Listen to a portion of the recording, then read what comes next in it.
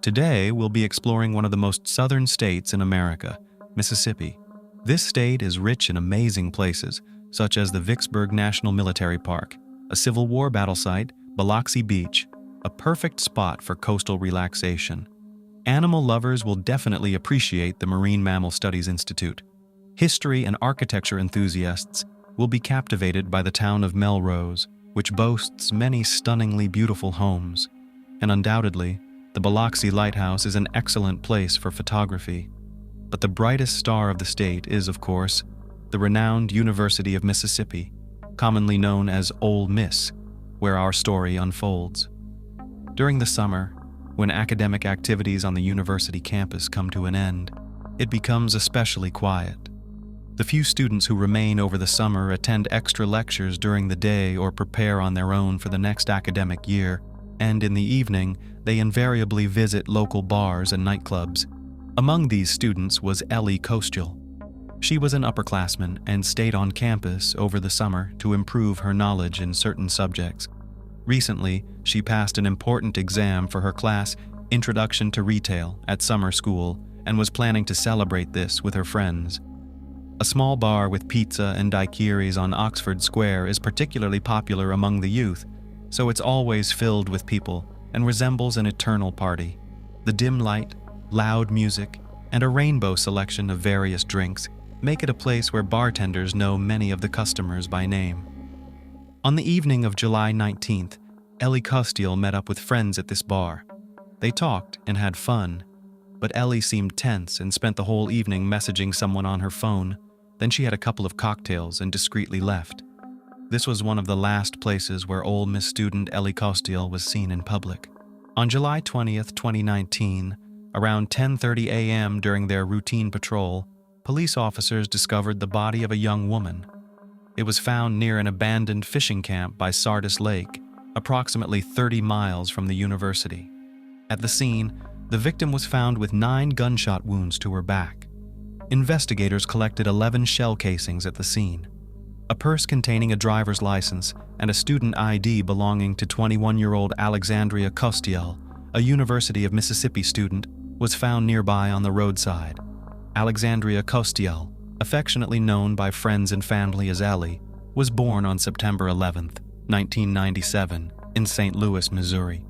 A blonde-haired little girl, she grew up surrounded by the care and love of her mother, Cindy, and father, Keith. Her parents supported all her endeavors in learning new things. Ellie excelled academically and in sports, participating in track and field and golf. She loved adventures and traveling, but her dream was to attend the University of Mississippi. This special place, with its traditions and new student life, was her dream destination. Her dream came true, and she became a student at the legendary Ole Miss. Ellie lived in a dormitory in Oxford, Mississippi, and was popular among her peers. Friends and relatives praised Ellie, describing her as a lively and energetic person who greeted everyone with a smile. The tragic loss was a shock to the close-knit community of the lovely girl and her fellow students at the University of Mississippi, as investigators worked tirelessly to uncover the facts. Ellie's father confirmed the tragic news of her death in a Facebook post on Sunday. Yesterday, on Saturday afternoon, the Sunset Hills, Missouri, police visited us and informed us that our beautiful dear Alexandria, our sweet Ellie, was the victim of a crime, wrote Keith Kostial. She was attending summer school and taught fitness at the University of Mississippi in Oxford, Mississippi. She graduated from Lindbergh High School in 2016. She was just 21 years old. "We are deeply saddened," said Interim Chancellor of the University of Mississippi Larry Sparks in a statement to Today.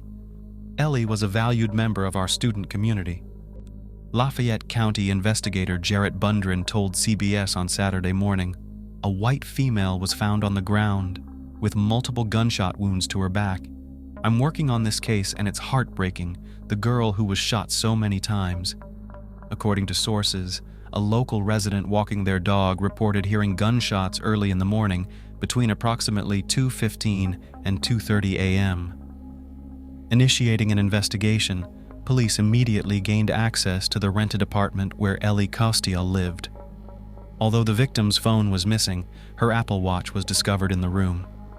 Witness interviews revealed that a few days before the incident, Ellie's parents had visited her from St. Louis, and she had shared with them how eagerly she was looking forward to the start of the new academic year at the university and had no regrets about staying on campus for the summer. Data from the Apple Watch also showed that after a phone conversation with her mother, the young woman sent several messages to someone named Brandon Theisfeld. Upon examining the messages, detectives learned that 3 months prior to the incident, Ellie had shared shocking news with Brandon. Since Brandon was the last person known to have communicated with the victim, he became a subject of interest to the police. Further examination of their messages revealed that Ellie and Brandon had been in an on-and-off romantic relationship. Brandon Theisfeld, a tall, dark-haired young man with an athletic build, was also a student at the University of Mississippi. He hailed from Fort Worth, Texas, and was raised in a well-mannered family. In 2016, as a freshman, Ellie met Brandon and immediately fell for him. The young people started dating, but they never officially declared themselves as a couple. While Ellie's feelings for Brandon were sincere, he never demonstrated the seriousness of his intentions towards her. Ellie's friends reported that their relationship was not always smooth. They often argued, including in public. Ellie and Brandon would periodically break up, but then they would be seen together again after some time. On April 12, 2019, Ellie wrote to Brandon that she had taken a pregnancy test and the result was positive, but she received no reply from him. She bombarded him with text and voice messages, but her boyfriend ignored her. Exactly 3 months later, he finally responded, "I don't want a child at all. Seriously, it will ruin my life. I can't help you with this and I don't plan to. It's still very early. Just take a pill or make a doctor's appointment and deal with the issue." Ellie, deeply in love, desperately wanted to meet in person to discuss the situation, but Brandon continually refused. On the fateful Friday of July 19th, Ellie went to a local bar with her friends. At 11:52 p.m., surveillance cameras captured her leaving the bar. She got into a taxi and went home. About 30 minutes later, she received a call. It was Brandon. At 1:58 a.m. on July 20th, Ellie got into Theisfeld's car for her last ride. They headed to an abandoned fishing camp by Sardis Lake. According to police reports, the drive down the dark road to the location was supposed to take about 45 minutes. Witnesses reported clearly hearing gunshots in that area between 2:15 and 2:30 a.m. Investigators contacted Brandon Theisfeld on Sunday afternoon and asked him to come to the station to talk about Ellie Kostial. He found some convincing reasons to avoid coming, but assured the detectives he would meet them on Monday at 8:30 a.m. on Monday, July 22, 2019. After Brandon Theisfeld failed to appear at the police station, investigators began to track his phone. Location data showed that Brandon was heading to his home in Fort Worth, Texas. Authorities issued a BOLO, be on the lookout, for his pickup, which had a distinctive license plate with TAC 3IT. They also alerted all nearby police stations, and the suspect was arrested when he stopped at a gas station in Memphis. 2 days later, 22-year-old Brandon Theisfeld was placed in a local jail and charged with homicide. Theisfeld's lawyer and father claimed he was innocent. As the Oxford community grappled with the violent loss of one of their own, Ellie Kostial's death quickly captured the nation's attention. Reporters eager to learn more about the student and the person charged with her death flocked to Oxford from across the country. Brandon Theisfeld insisted on his innocence until the end, but the evidence against him was more than sufficient. During his arrest, a gun matching the caliber used in the shooting near the lake was found in his possession. His car contained stained clothing, later determined by forensic analysis to be bloodstains belonging to the victim. It was established that after July 12th, Brandon had left Oxford to go home to Texas to retrieve his father's gun, allowing the prosecution to argue that the act was premeditated. His internet search history contained queries such as abortion services and abortion pills. It was later found that each time he agreed to meet Ellie, he canceled at the last minute or failed to show up without explanation. His search history also included queries on how to avoid punishment for a crime, how to conceal a crime, and how to use a weapon. A letter addressed to his parents was discovered in Theisfeld's apartment stating, "I am not a good person. This is not your fault. Something in me just doesn't work. I've always had terrible thoughts. I've always had these feelings. I just felt out of place. I think this is the end for me. I'll either go to jail or die. I know I'll get caught." On August 30th, 2019, a grand jury charged Brandon Theisfeld with the life-taking of Alexandria Kostial. Yet again, he refused to accept responsibility for the incident. Brandon faced the ultimate penalty, capital punishment. However, the trial was postponed due to the widely known restrictions in place at the time due to the COVID-19 pandemic. On August 27, 2021, when the process resumed, Brandon Theisfeld, advised by his lawyer, pleaded guilty to mitigate the potential punishment. He was sentenced to life imprisonment without the possibility of parole. In his final statement, Brandon apologized to Ellie's parents. "My actions have forever changed your life, and the life of my family. I wish I could take it all back, but I can't. I pray for God's forgiveness, and I hope you can find it in your hearts to forgive me too," he said. Cindy Kostial, Ellie's mother, did not accept Brandon's apology, stating that he should spend the rest of his life in prison and that every time his cell door slammed shut, he should remember the heinous act he committed. Investigator Jarrett Bundren eventually disclosed some already known facts about such a brazen crime to the public. He explained, "Ellie had told Brandon she thought she was pregnant. Brandon didn't want her to keep the baby, and the couple had many arguments about it. Although Ellie wanted to meet in person to discuss the situation, Brandon refused to do so until the day of the incident. Intent on questioning Brandon, the police asked him to come to the station for some inquiries. However, the suspect seemed to resist and continued to make excuses for not being able to come in. Alarmed, the police began tracking his cell phone and realized that Brandon was heading to his home in Fort Worth, Texas. Immediately after locating Brandon, authorities alerted all police departments in the vicinity, and the suspect was arrested when he stopped to refuel at a gas station in Memphis. Upon his arrest, authorities found blood on him. Moreover, a pistol was found in his truck, the caliber of which matched the weapon used in Ellie's demise. Although Brandon insisted on his innocence and claimed he had no part in the incident, the police ultimately charged him with the crime. 5 days after Ellie's passing, normalcy had yet to return to Funky's bar, where surveillance cameras had captured her leaving shortly before midnight on July 19th. Interviews with witnesses, who were among the last to see Ellie, revealed that the management had recently installed a camera right in front of the bar. A bartender, who preferred to remain anonymous, mentioned she had been friends with Ellie since school. Taking a break from her duties, she found the words to describe her friend. "She always smiled. She just lit up the room. She had a smile from ear to ear," she said. Ellie was the kind of person who greeted everyone. "It's just really sad. She was too kind," she said, looking away as the colorful disco lights danced on her face. "We're going to miss her." Ellie's teacher and friend, who taught the Introduction to Retail course, Morgan Hall, learned about the passing of her student the following Monday. She was shocked. "You never expect something like this to happen in Oxford and its surroundings." During the interrogation, Morgan mentioned the last time she saw Ellie around 1:15 p.m. on July 19th, when she submitted her test. "She left, and I think that evening everything went downhill," she said. "Ellie was a sweet girl, very quiet, and I liked having her in class," Morgan stated.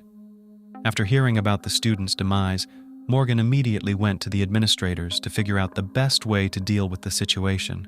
According to her, the university had students involved in suicides and fatal accidents, but this was something new.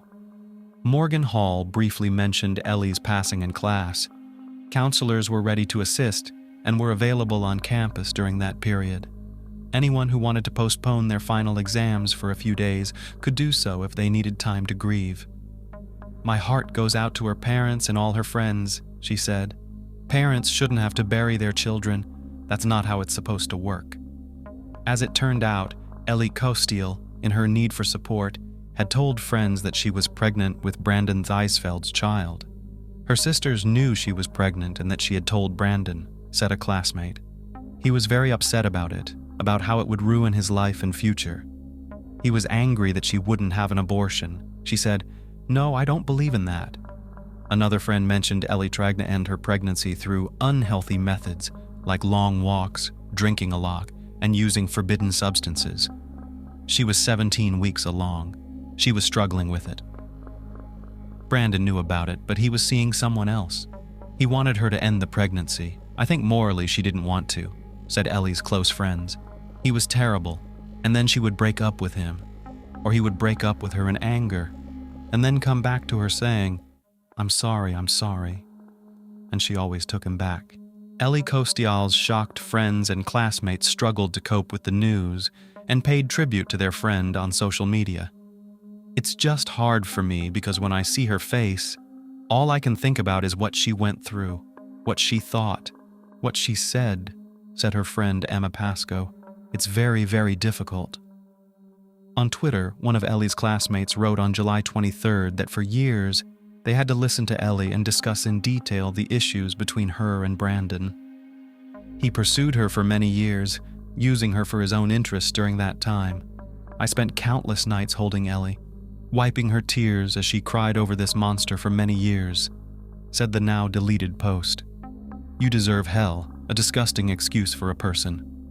Rex Ravita, a former dorm neighbor of Theisfeld's, shared in an interview that the 22-year-old was a daddy's boy who said he had been seeing Ellie Kostial off and on for many years just for the sake of not being bored. I genuinely believe he emotionally manipulated her into believing he loved her just as she did him, and I think he kept her on the hook until the very last second, said Ravita. Ole Miss student Rex Ravita, a former dorm neighbor of suspect Brandon Theisfeld, later described the alleged perpetrator as misogynistic and arrogant, stating, I'm not going to sugarcoat it. He was very much a daddy's boy. Always had to mention his father's money, how his dad could get him out of anything. Just that kind of attitude all the time. Any vulgar comment he could make, any crude remark towards anyone in our dorm, he got away with. On Thursday evening in her hometown of St. Louis, a memorial service was held for Ellie Kostial. At the request of the Kostials, no public statements were made in Oxford about memorial events. Only black ribbons encircling the majestic white columns of the women's houses, including Alpha Phi where Ellie lived, served as a reminder of the tragedy. The young student's demise unsettled the entire state. Meikle Cunningham, a resident of Oxford, mentioned that the case has caught everyone's attention on campus. This is the biggest news in town since football season for a long time, said Cunningham. It's just terrible. He expressed hope that the case could be resolved soon, so the Kostial family could find peace. Despite the deliberate withholding of crucial facts for the sake of investigation confidentiality, some news agencies conducted thorough investigations and reported that surveillance cameras captured Kostial on film early Saturday morning, near the location where her body was found. They reported seeing Ellie Kostial with a man, who appears to be Theisfeld, at a 24-hour store in the Harmontown area. Arafat Najib, who has owned this store for about 10 years, mentioned that police officers came to the store on Sunday and asked to review the surveillance camera footage. Najib said that the investigators did not explain why they were there and took some evidence with them when they left. According to Najib, video footage is erased every 72 hours, so there's no way to go back and see what the cameras captured. The business owner stated, We've never had any problems or violent incidents here. This is a small town. It's quiet. Everyone knows each other. This is just madness. The Lafayette County Sheriff's Office long refused to release any additional information about the progress of the investigation or to give interviews to the media.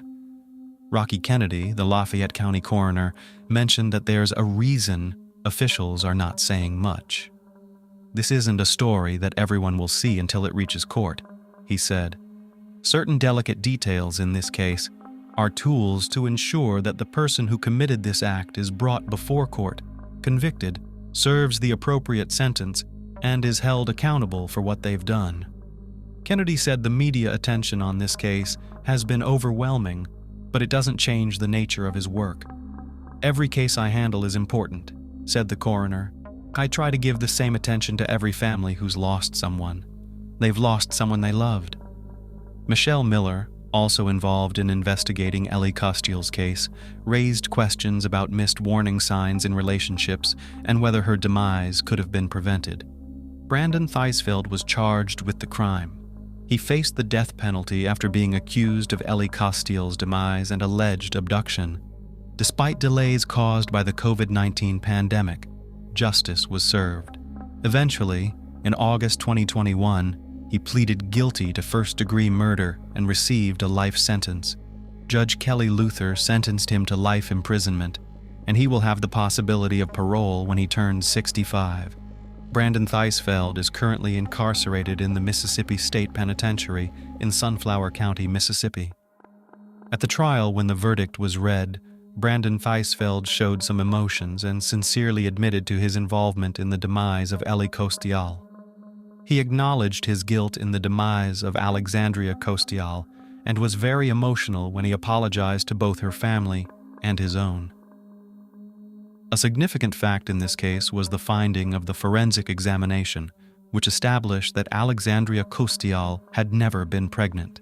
We are left to speculate and ponder why a young and promising student at a popular university, who could have had a happy and fulfilling life, fabricated the existence of a non-existent child and spoke about it to all her friends for 3 months. It seems she sincerely believed in it and thought that this news would melt Brandon's heart and make it belong only to her.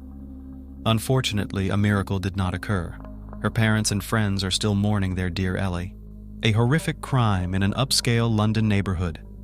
Compulsive thoughts are a mental disorder characterized by the occurrence of ideas and actions that occur against a person's will and from which they cannot free themselves. In some severe cases, these thoughts can literally take over the mind, and when combined with a complex manipulative nature, innate cruelty, and a manic desire for dominance, it creates a time bomb. British Sabrina Quieter had every chance of achieving the fabulous, rich, and carefree life she dreamed of from an early age, but it was never enough for her. No partner was good enough for her, and she constantly felt like she was born for fame, attention, and luxury. Her unrealized ambitions and obsessive fantasies eventually escalated into delusions with bouts of violence. Unfortunately, Sabrina found a defenseless man on whom she vented all her anger. This case became one of the most heinous and high-profile in British history. An innocent girl who cared for her children became the victim of a deranged sadist. Sabrina Quieter. Early years. Sabrina Quieter, born on December 5, 1982, in a London suburb, had a distinctive blend of French and Algerian heritage from her parents. This unique mix likely contributed to her striking appearance and fiery temperament. The eldest of 4 children, Sabrina was the darling of her family, constantly praised and set as a model for others. At the age of 2, her family emigrated to France, settling in Paris, where she spent most of her childhood and youth. Sabrina's complex character began to manifest in her school years. Her former classmates later recalled that she was arrogant, domineering, self-absorbed, and extremely selfish. She had few friends, either at school or among her neighborhood peers, considering everyone around her unworthy of her time. To other bright, outgoing girls, she was particularly hostile, viewing them as competitors and enemies. With her stunning looks, a striking brunette with brown eyes and an impressive figure, Sabrina could have pursued a career in modeling if she had the ability to connect with others rather than just seeking to manipulate them. As a child, she was active in sports and showed some interest in music during her youth, but her inconsistency, impatience for quick results, and lack of effort hindered her success in any field. Years later, Sabrina claimed she experienced harsh treatment from her maternal relatives in France during her early years. However, these claims were never substantiated or proven. Contrarily, her family insisted that she was indulged and always sought attention. As a teenager, while active in sports, Sabrina suffered a back injury, leading to a dependence on prescription painkillers. She tried to obtain these drugs illegally, leading to her arrest and a police warning. Sabrina was always intensely focused on herself and her appearance, craving constant attention. She had no doubt that her future held a wealthy, glamorous life filled with celebrity interactions and her own stardom. Sometimes it seemed her fantasies clouded her reality as she believed her rightful place was in Hollywood. Sabrina graduated from the Sorbonne with a degree in English and French literature. However, since 2006, she claimed various fashion industry professions such as stylist, makeup artist, fashion designer, or designer, though she lacked real expertise in these areas. Complex relationship with Wissem Medouni, Sabrina Queeter, known for her stunning looks, had a penchant for captivating men and exploiting their affection, but she never saw any of her suitors as worthy of a serious relationship. She was literally waiting for a prince who would completely obey her. After finishing school, Sabrina was still unclear about her life goals, feeling entitled to everything without effort. Nevertheless, she enrolled at the prestigious Sorbonne University and simultaneously worked at a sweet shop for financial support. It was there, at the age of 18, that she met Wissem Medouni. Medouni, 6 years her senior, was a manager at a major French company's head office and studied at one of Paris's most prestigious universities. He aspired to a master's degree for career advancement. Despite not being particularly handsome, part of elite clubs, or in the celebrity circle, he fell deeply in love with Sabrina and was willing to fulfill all her whims and fancies. Sabrina, too, found Medouni appealing, seeing him as someone she could manipulate yet also as a ticket to a wealthy life. He was ambitious and capable of great career success and was ready to pamper and spoil her. The couple began dating in 2000 and within a few months decided to move in together. Sabrina quickly revealed her true nature, striving to control Medouni in every aspect.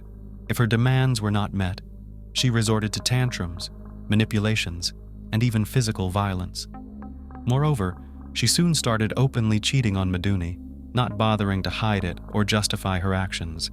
She could engage in flings with anyone, from a random acquaintance to Medouni's best friend or colleague. Despite several attempts to end the relationship and leaving her, Medouni always returned, unable to break free from his deep love for Sabrina. In 2001, Medouni achieved his master's degree and a significant promotion. He began earning a substantial income, which he spent lavishly on Sabrina's luxurious clothing and entertainment. His family owned several properties in Paris, and he managed them, giving all the rental income to Sabrina. Medouni, who also had Franco-Algerian roots, saw a kindred spirit in Sabrina. According to some reports, in the fall of 2001, the couple married in a special Muslim ceremony, evidenced by a certificate issued by the Argenteuil Mosque. However, this religious ceremony was insufficient to make the union official and legal. The couple had a son, whose paternity Medouni officially recognized. However, years later, a Frenchman named Anthony Francois claimed he was the child's father.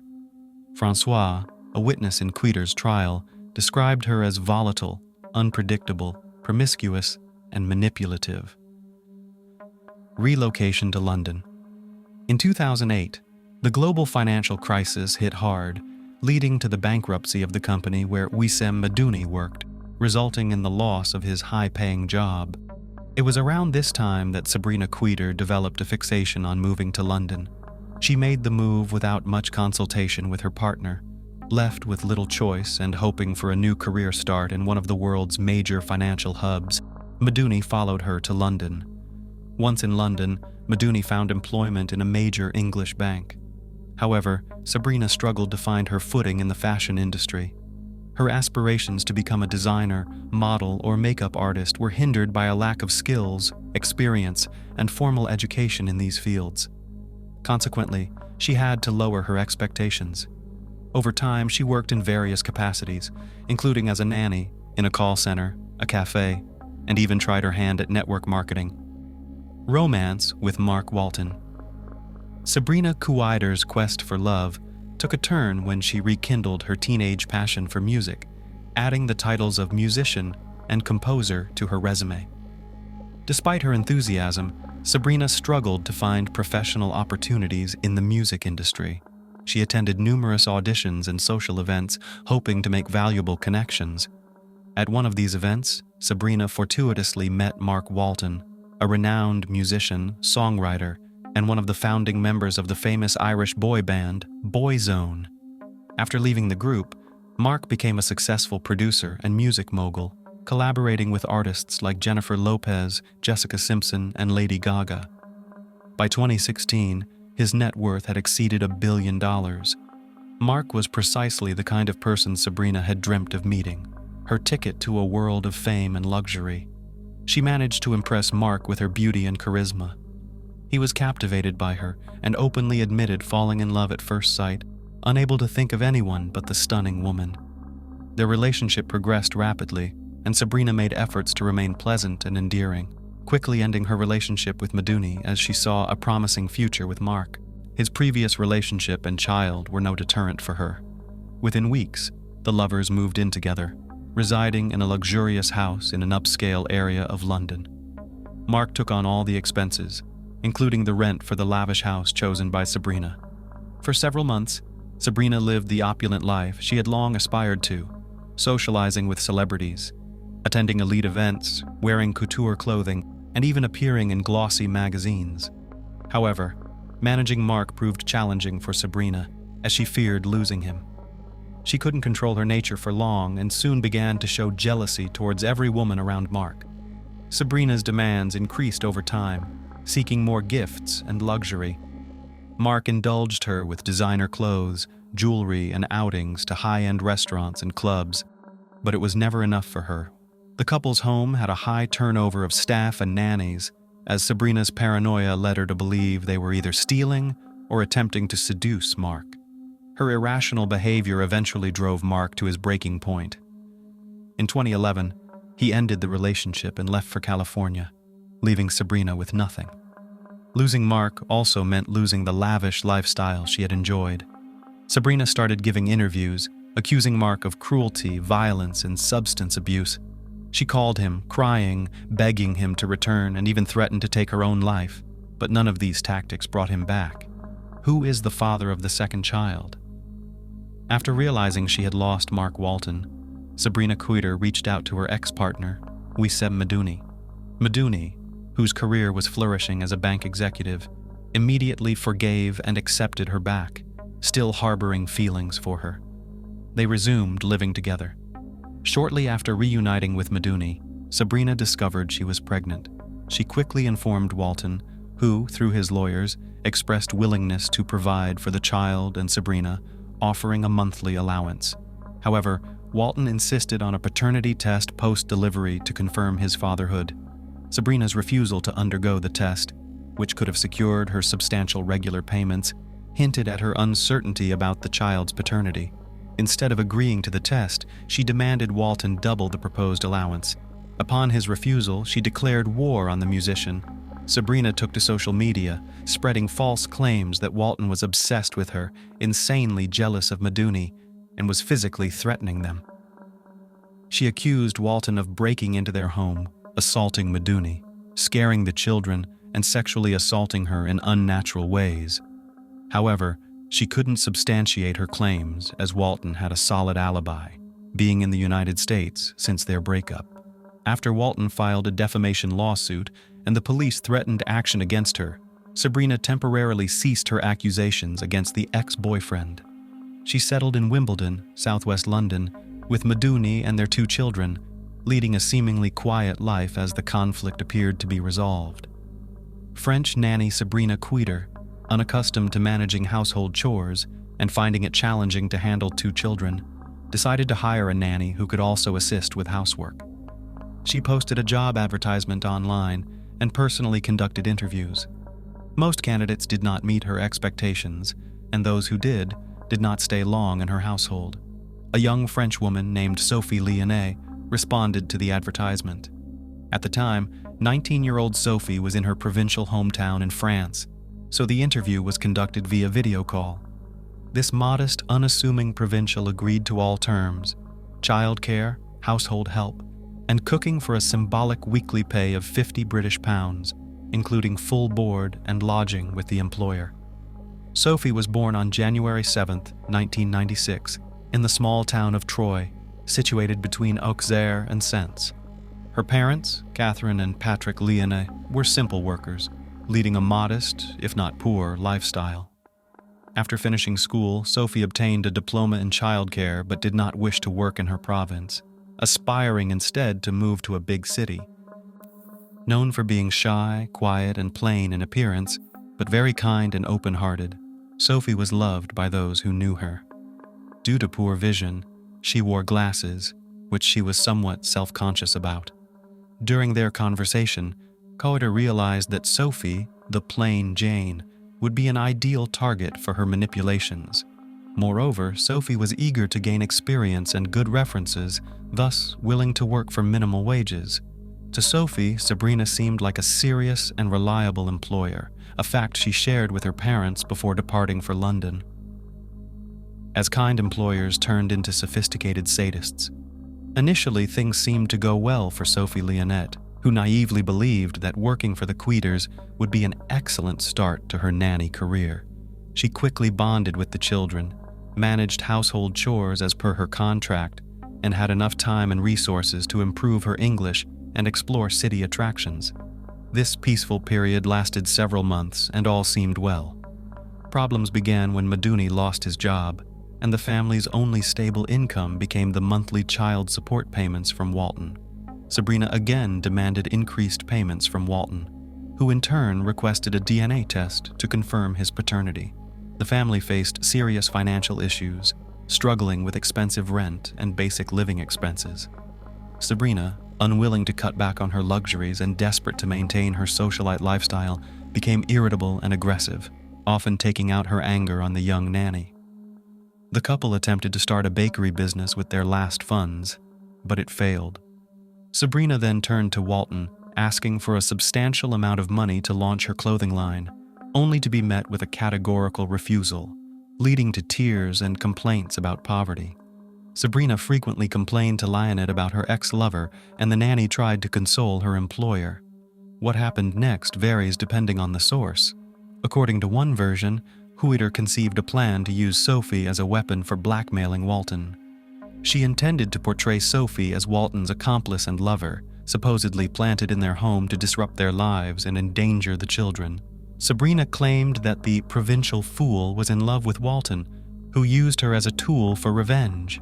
She believed that recording the nanny's confessions on tape or video and presenting them to the police would be sufficient evidence to demand compensation from Walton for his heinous act. However, Sophie refused to give false statements on camera. Another version, as argued by Queder's lawyers in court, suggested that due to her mental disorder, Sabrina genuinely believed in her conspiracy theory and saw Sophie as an enemy and a threat to her family. She allegedly didn't force the nanny to give false testimony, but truly believed Sophie was Walton's accomplice, infiltrated into their household to harm them. Regardless of the truth, Sophie's life soon turned into a living nightmare. Torture chamber in the basement of a wealthy home. Initially, young Frenchwoman Sophie Leonette was burdened with extra work without a corresponding increase in her meager salary. Eventually, she was engaged in endless chores from dawn till late night, with no personal time and effectively imprisoned within the house walls. Sophie's pay was soon halted entirely, and to prevent her escape or return to France, her employers confiscated her passport, making her a captive. Her communication with family was strictly monitored. The situation worsened. Sophie was barely fed and constantly pressured to give false statements against Walton, whom she had never met or known. She was communicated with solely through screams, insults, and threats. Accused of stealing money and valuables, she was threatened with imprisonment if she failed to comply with their demands against the musician. When screaming and blackmail proved ineffective, the Queders resorted to more brutal and sophisticated methods. Sophie was effectively relocated to a cold basement, where she spent all her time when not working. Fed scantily once or twice a day, she became emaciated and weak. However, the cold and hunger were not the worst she endured. Physical abuse became the most torturous stage. It started with slaps and hair pulling, but escalated when Sabrina broke Sophie's nose in a violent assault. The sight of blood seemingly unleashed Sabrina's fury, turning beatings into a daily ordeal for Sophie. Each day brought new methods of cruelty designed to inflict unbearable pain and suffering. The basement of this wealthy house in an affluent London area turned into a real torture chamber for Lionette, with no hope of rescue. Strange visit to the police station. In late summer 2017, Sabrina Corder brought the unfortunate Sophie Lionette to a police station, claiming that Sophie was ready to testify against Mark Walton, with whom she allegedly had a romantic and criminal relationship, and who had supposedly sent her to their house to abuse the children. However, Sophie remained silent, refusing to say what Sabrina demanded. The police decided to speak with Sophie privately and took her to a separate room. Sabrina was furious, fearing that Sophie would reveal the horrors happening at their home and implicate her and her husband. Mysteriously, Sophie chose not to disclose anything or seek help. The police's response was also peculiar. Despite seeing a malnourished, frightened, and weakened young woman, they did not call a doctor or a psychologist to ensure her well-being and safety. At that point, the 21-year-old nanny weighed less than 40 kilograms, had partially lost her hair, was missing a front tooth, and was noticeably limping. Yet none of this raised any concern with the officers, who simply let everyone go home. Disturbing phone call and a funeral pyre. In mid-September, Sophie Lionette made her final call to her mother. Sobbing, Sophie confessed to her mother that she wanted to return home but had no money. Catherine, without delving into details, simply told her daughter that she would buy her a ticket and ask her to pack her bags immediately.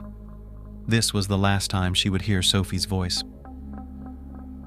A few days later, on September 20th, 2017, in the evening, the Queeters' neighbors called the police. They were alarmed by a fire in the yard, not so much by the fire itself, but by the nauseating, sweetly greasy smell emanating from it. A neighbor said he immediately realized it smelled like burning flesh and hair, along with something unidentifiable, and the thick smoke that stretched half a block instantly impregnated clothes and skin with this stench. Firefighters and a police car arrived at the scene. The house owners, appearing calm and seemingly unaware of the reason for the emergency services visit, met them. After extinguishing the fire, what looked like a charred human hand was discovered in the ashes. The couple was immediately taken into custody, and severely burnt human remains were extracted from the fire.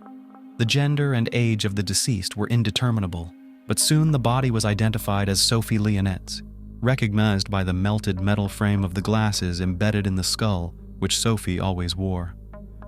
Cause of death. Determining the cause of Sophie Lionette's death was challenging, as her body was almost entirely destroyed by fire. Forensic experts found multiple rib fractures, jaw cracks, and evidence of blunt force trauma on her skull and limbs, indicating she had suffered these injuries while still alive. Additionally, several of her teeth were missing, and her nose was severely damaged.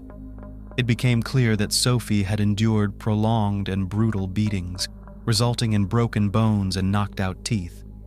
However, assessing the state of her internal organs and identifying any penetrating wounds was impossible due to the extent of the fire damage. The discovery of horrific video recordings in the house, showing Sophie being tortured and coerced into confessing collusion with Walton and intent to harm the children, revealed the true sadistic nature of her captors. Sophie was beaten with fists, an iron cord, a golf club, and even subjected to electric shock torture. She also endured humiliations, such as being forced to submerge her head in a toilet until she began to suffocate. According to experts, Sophie likely died from asphyxiation before being burned on the pyre, sparing her from the agony of being alive during the burning. Trial and sentence. Sabrina Queeter and Wissem Medouni denied guilt and displayed no remorse for their brutal crime. After the murder, Medouni calmly went to a nearby supermarket to buy firelighter fluid for burning the body and dinner for his family, behaving as if nothing unusual had happened. The first court hearings against the sadistic couple began in March 2018. Sabrina tried to portray herself as a victim, blaming Mark Walton for driving her to a pathological state with his relentless torment. Medical examinations confirmed Sabrina had mental disorders but was not insane and could comprehend her actions. Wissem, physically healthy, was psychologically dependent on Sabrina, dominated and blindly obedient to her. A former lover of Sabrina, testifying in court, described her as a cunning manipulator, not a madwoman, as she calculated her moves too shrewdly. Another witness stated she always fabricated enemies, but did so rationally, with selfish motives. On June 26, 2018, the court found the couple guilty of torturing, humiliating, and murdering their nanny under aggravating circumstances. They were sentenced to life imprisonment, eligible for parole only after 30 years. Neither admitted guilt, continuously appealing to mitigate their sentences. Sabrina attempted to feign insanity, hoping to move from prison to a hospital, but was unsuccessful. Mark Walton, present at the trial, expressed guilt over his ex-lover's actions, as she committed these atrocities to gain his attention and financial compensation. He offered his deepest condolences to the victim's parents and voluntarily issued a substantial check to support the grief-stricken family who lost their beloved daughter. Today we're heading to San Antonio, Texas, a city near the Mexican border that stands out for its incredible cultural diversity and tradition blending. This border location plays a crucial role, offering a slice of home for Mexicans. The name San Antonio itself, derived from Mexico's national language, Spanish translates to Saint Anthony, which is quite fitting for the city. A highlight of San Antonio is the Trinity University College of Arts and Sciences, particularly the Murchison Tower. Standing at 166 feet, it was once the tallest structure in the city. One day, a young man walked into the university campus. He made his way to a women's dormitory on the second floor, found a specific room, and forcibly entered by breaking the door handle, wreaking havoc inside. With furious anger, he scattered clothes around the room, broke furniture, and tore apart books and notebooks on the desk. His rage was uncontrollable, and by the time security arrived due to the noise, he was sitting on the bed crying, a spilled soda in his hand. The young man was arrested and taken to the police station. The damage inflicted on the room and the university was assessed at $1,650. The individual apprehended was 22-year-old Mark Howerton. Recently, he had lost his beloved girlfriend Kaylee and was struggling to cope with his loss. He went to her room and couldn't manage his emotions. During his arrest, he cried incessantly, repeatedly calling out Kaylee's name. 4 months prior to this incident, Mark Howerton was charged in connection with the demise of his girlfriend and Trinity University cheerleader, Kaylee Mandotti. This story is riddled with rumors, questions, and an abundance of information from law enforcement agencies. But let's take it from the top. Kaylee Anita Mandotti was born on August 26, 1998, in Webster, to Tilak Mandotti and Allison Steele. The family was well off. Allison was a scientist, and Tilak worked as an international executive director at MGM Resorts. After her parents divorced, Allison remarried NASA engineer Lawrence Buteland, who lived in Houston, when Kaylee was 9. Despite her parents' separation, Kaylee maintained a strong relationship with her father, regularly communicating with him. Her stepfather also adored Kaylee and became a second dad to her. Kaylee was not just a grateful and loving daughter and granddaughter, but also an excellent student, team member, sister, and friend whose infectious laughter and kind heart could light up any rooms. In school, Kaylee excelled academically and participated in all extracurricular activities. She enjoyed horseback riding, played the piano, and even performed in theater. Kaylee was a Girl Scout, ran around the Clear Lake neighborhood with her friends, and went on hikes with her parents. In 2016, she graduated with honors from Clear Creek High School in League City, Texas. Kaylee loved animals and joyfully participated in a volunteer group called Animal Therapy. She was always eager to explore new and uncharted territories, dreamed of trying extreme sports, and was constantly in search of thrilling experiences.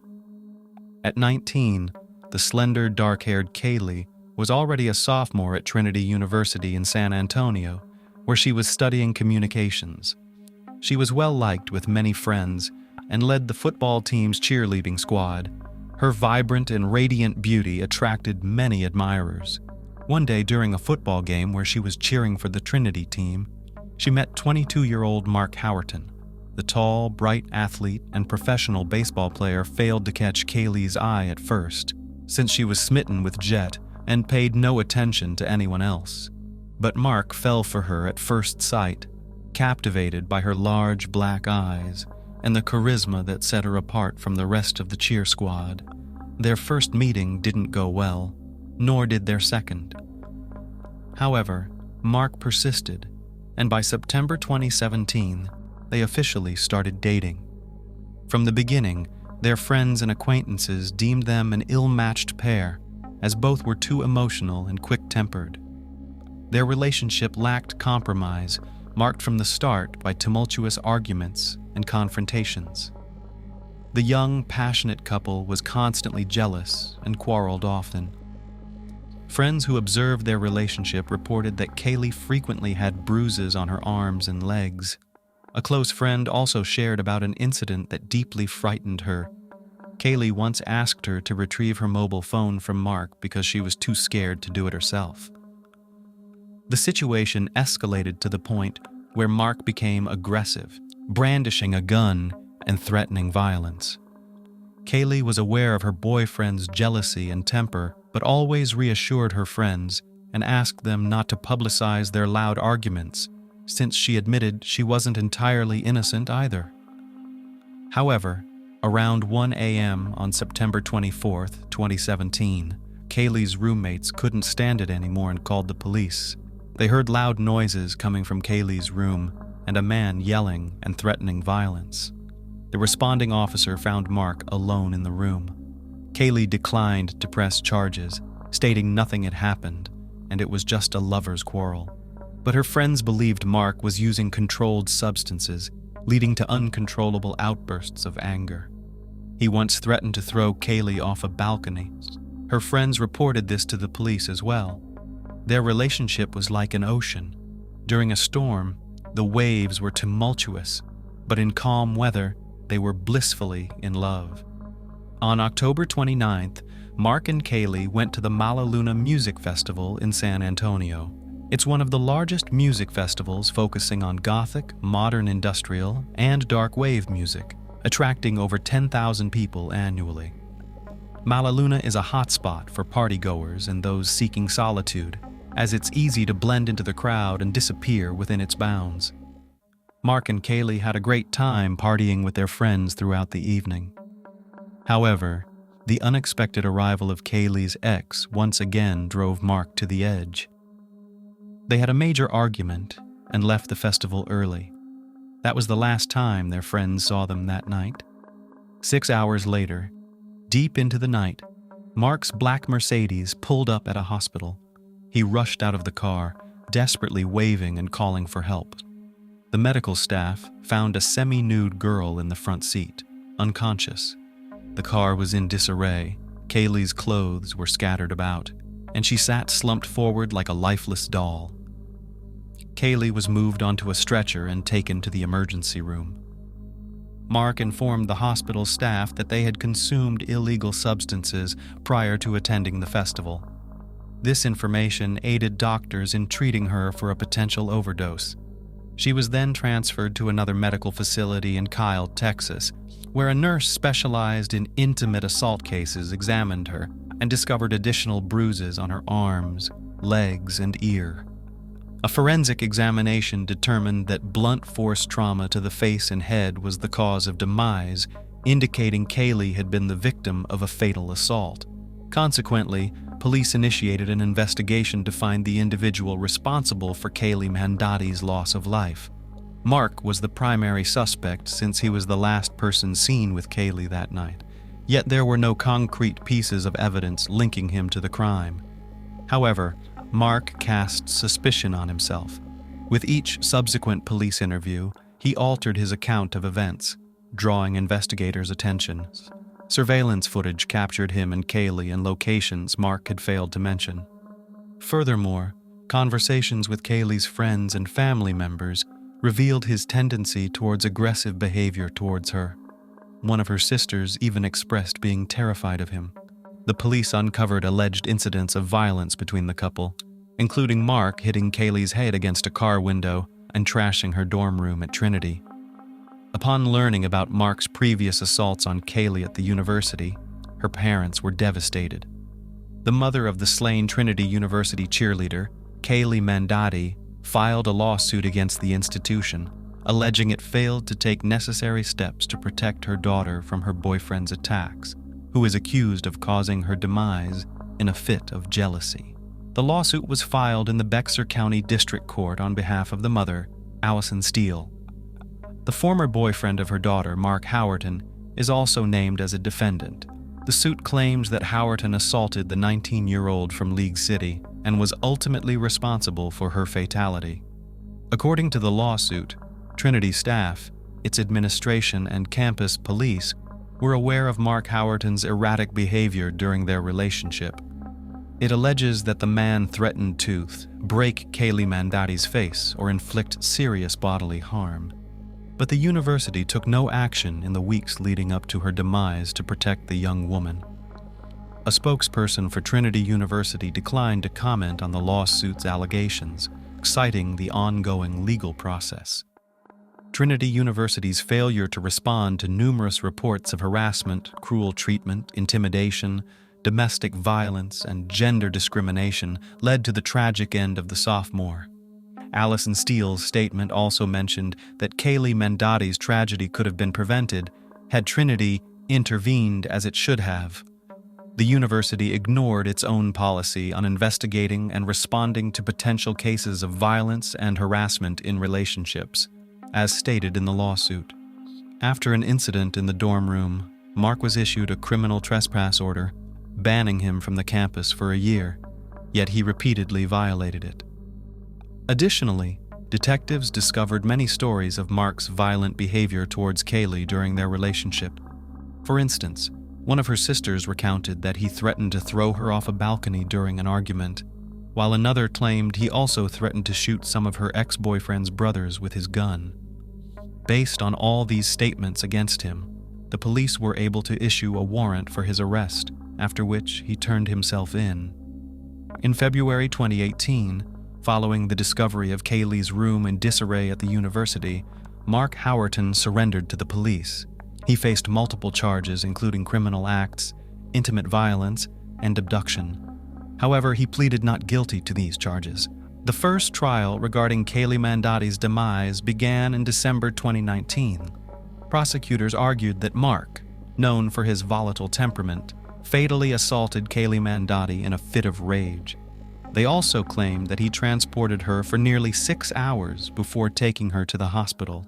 In defense, Mark's legal team contended that Kaylee's end could be attributed to various factors. Autopsy reports revealed the presence of banned substances in her system, suggesting a potential spike in blood pressure or head trauma during intimate activity. Kaylee's mother recounted that the injuries and bruises on her daughter's body were severe, akin to falling from an airplane. Indeed, the injuries were extensive. Photos presented to the jurors of Bexar County showed the Trinity University sophomore from San Antonio, Texas, barely recognizable with bruises from head to toe, red marks and scratches. Both of her eyelids were swollen and bruised. The only areas without any sign of injury were her back and the back of her legs. Graphics and photographs taken by Dr. Susanna Dana, the forensic pathologist who conducted Kaylee Mandotti's autopsy, showed a subdural hematoma, a collection of blood usually associated with traumatic brain injury on the right side of her brain. Kaylee's father, Tilak Mandotti, after seeing 2 photos where the victim was in the ICU in a vegetative state, surrounded by numerous tubes with her face hardly visible, spoke about his daughter with a trembling voice as tears filled his eyes. "That's my daughter," he said, "my only child." Dr. Susanna Dana stated that upon examining Mandotti's head, she found a dent in her skull. Most of the doctor's testimonies focused on the cranial and facial injuries Mandotti suffered, which Dana described as severe injuries. These injuries included eye trauma. Both eyelids were bruised, with the left eyelid so swollen it couldn't fully close. There were extensive bruises on both the left and right jaws, bruises on the inside of the mouth, above the teeth on the gums, on the lips and cheeks. "There were hemorrhages in both eyes," she said, showing photos of the inner eyelid lining. she concluded that the cause of Mandati's demise was a blunt object's head and facial trauma. Dr. William Anderson reviewed the autopsy results and disagreed with the conclusions that Kaylee Mandati had been attacked. "We don't see any fractures in the orbit. No fractures in the nose either.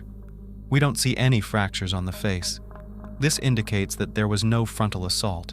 Instead, Anderson suggested that the young woman's injuries were more consistent with a fall and extensive medical intervention." Defense attorney John Hunter presented an alternative narrative, stating that the prosecution lacked sufficient evidence to clarify what happened to Kaylee Mandati that night. Proving Mark Howerton's involvement in the incident was deemed impossible. Throughout the trial, he frequently pointed to Kaylee Mandati's drug use, at one point referencing her treatment for substance dependence at a hospital. Jason Wallach, a professor at the University of Sciences in Philadelphia, testified that Kaylee Mandati had a high level of MDMA, commonly known as ecstasy or Molly, in her blood after her boyfriend took her to the hospital on the evening of October 29, 2017. The presence of these substances indicated that a person could sustain a minor head injury, and the effects of MDMA could turn it fatal. John Hunter, building on the above conclusions, suggested that the drug affects each person differently. Many people experience an increase in body temperature or an electrolyte imbalance when taking the substance. According to him, these conditions could lead to a loss of consciousness. The jury began to hear testimonies. That day, jurors saw a video and heard an audio recording from police officers, where Mark Howerton told investigators that he and Kaylee had an argument and engaged in intimate relations in the car before she passed out, and that they enjoyed engaging in rough intimacy. He stated he would strangle her during the act because she liked it. Mark Howerton claimed that everything was consensual, but where did these bruises come from and when? This question remained unresolved during the trial concerning Kaylee's demise in December 2019. Allison firmly believed that Mark Howerton would be held responsible for her daughter's end. However, after the 2019 trial, the family felt deeply disappointed. Although Mark was charged with ending a life, he maintained his innocence. The defense argued that the victim's injuries were inflicted during resuscitation efforts by hospital staff. As a result, the jury could not reach a verdict, leading to a mistrial. The case was heard in the 144th District Court of the state, presided over by Judge Raymond Angelini. When the jury could not reach a verdict, the case was declared a mistrial and dismissed. Thus, in the first trial, Howerton was acquitted of the charges, leaving the case unresolved. Bexar County District Attorney Joe Gonzalez, who had been handling the case from the beginning, expressed his disappointment with the outcome and stated that he would review the case. During this time, Kaylee Mandati's parents decided to start their investigation. They collected all evidence and autopsy reports from the police and focused on a small, round, pinpoint bruise near Kaylee's ear. Allison and Lawrence speculated that Mark might have hit her head against the car window, causing her to hit the door lock and get bruised. They hoped this would establish his guilt. Identifying a similar Mercedes, the car Mark was driving that night, Lawrence took photos, posing in a manner they believed reflected the circumstances under which Kaylee might have injured her head. With the assistance of Texas Rangers, they obtained records, 3 written affidavits under oath, in the warrant for Howerton's arrest on charges of criminal acts, aggravated intimate assault, and criminal mischief, addressing many questions about Mandati's case and providing a detailed timeline of events before and after her demise. The slideshow listed key moments in chronological order leading to Kaylee's death and the evidence found during the investigation. Specifically, the timeline provided by authorities sheds light on Mark Howerton's alleged falsehoods to the Rangers and the evidence that led to his arrest. Throughout the trial, prosecutors portrayed Howerton as a manipulative and controlling boyfriend who constantly called Kaylee and took her phone away so she couldn't talk to friends. At one point, 2 weeks before her demise, Howerton pushed Mandati against a brick wall and in a fit of rage trashed her dorm room. Soon after, Kaylee told Mark that she needed space, according to texts reviewed by the jury. Howerton began sending her dozens of messages, at one point threatening to end his life. She pleaded with him not to do so. In total, he called her about 200 times that evening. Then, they attended a festival and argued over Kaylee's ex-boyfriend, who was also there. Mark Howerton took Kaylee Mandati from the festival, placed her in the car, and drove to a deserted parking lot near the Whataburger headquarters, close to US 281 and Sunset Road. GPS camera records show that the couple was in the parking lot for over an hour. Prosecutors suggested that it was there Mark Howerton attacked Kaylee Mandati and beat her to death. Kaylee Mandati's family thanked the Texas Rangers for their diligent work in bringing the appropriate criminal charges against Kaylee's alleged assailant. The retrial for Mark Howerton commenced in June 2023 after delays due to the COVID-19 pandemic. At the trial, the prosecution considered presenting a video recorded by Kaylee Mandati's parents, capturing her injuries in the hospital, but ultimately withdrew it due to potential complications and new disputes. Evidence collected with the help of Texas Rangers was also taken into account. Mark Howerton was found guilty of aggravated assault causing bodily harm, leading to legal case. The court sentenced him to 20 years in prison, with a $10,000 fine and restitution to Kaylee Mandati's family. Additionally, he was barred from contacting over 20 individuals involved in the case. Mark, now over 30 years old, is serving his sentence in the Willacy County Jail, eligible for parole in 2033. The conviction brought some closure to Kaylee's family, though they stated the sentence seemed insufficient for their loss.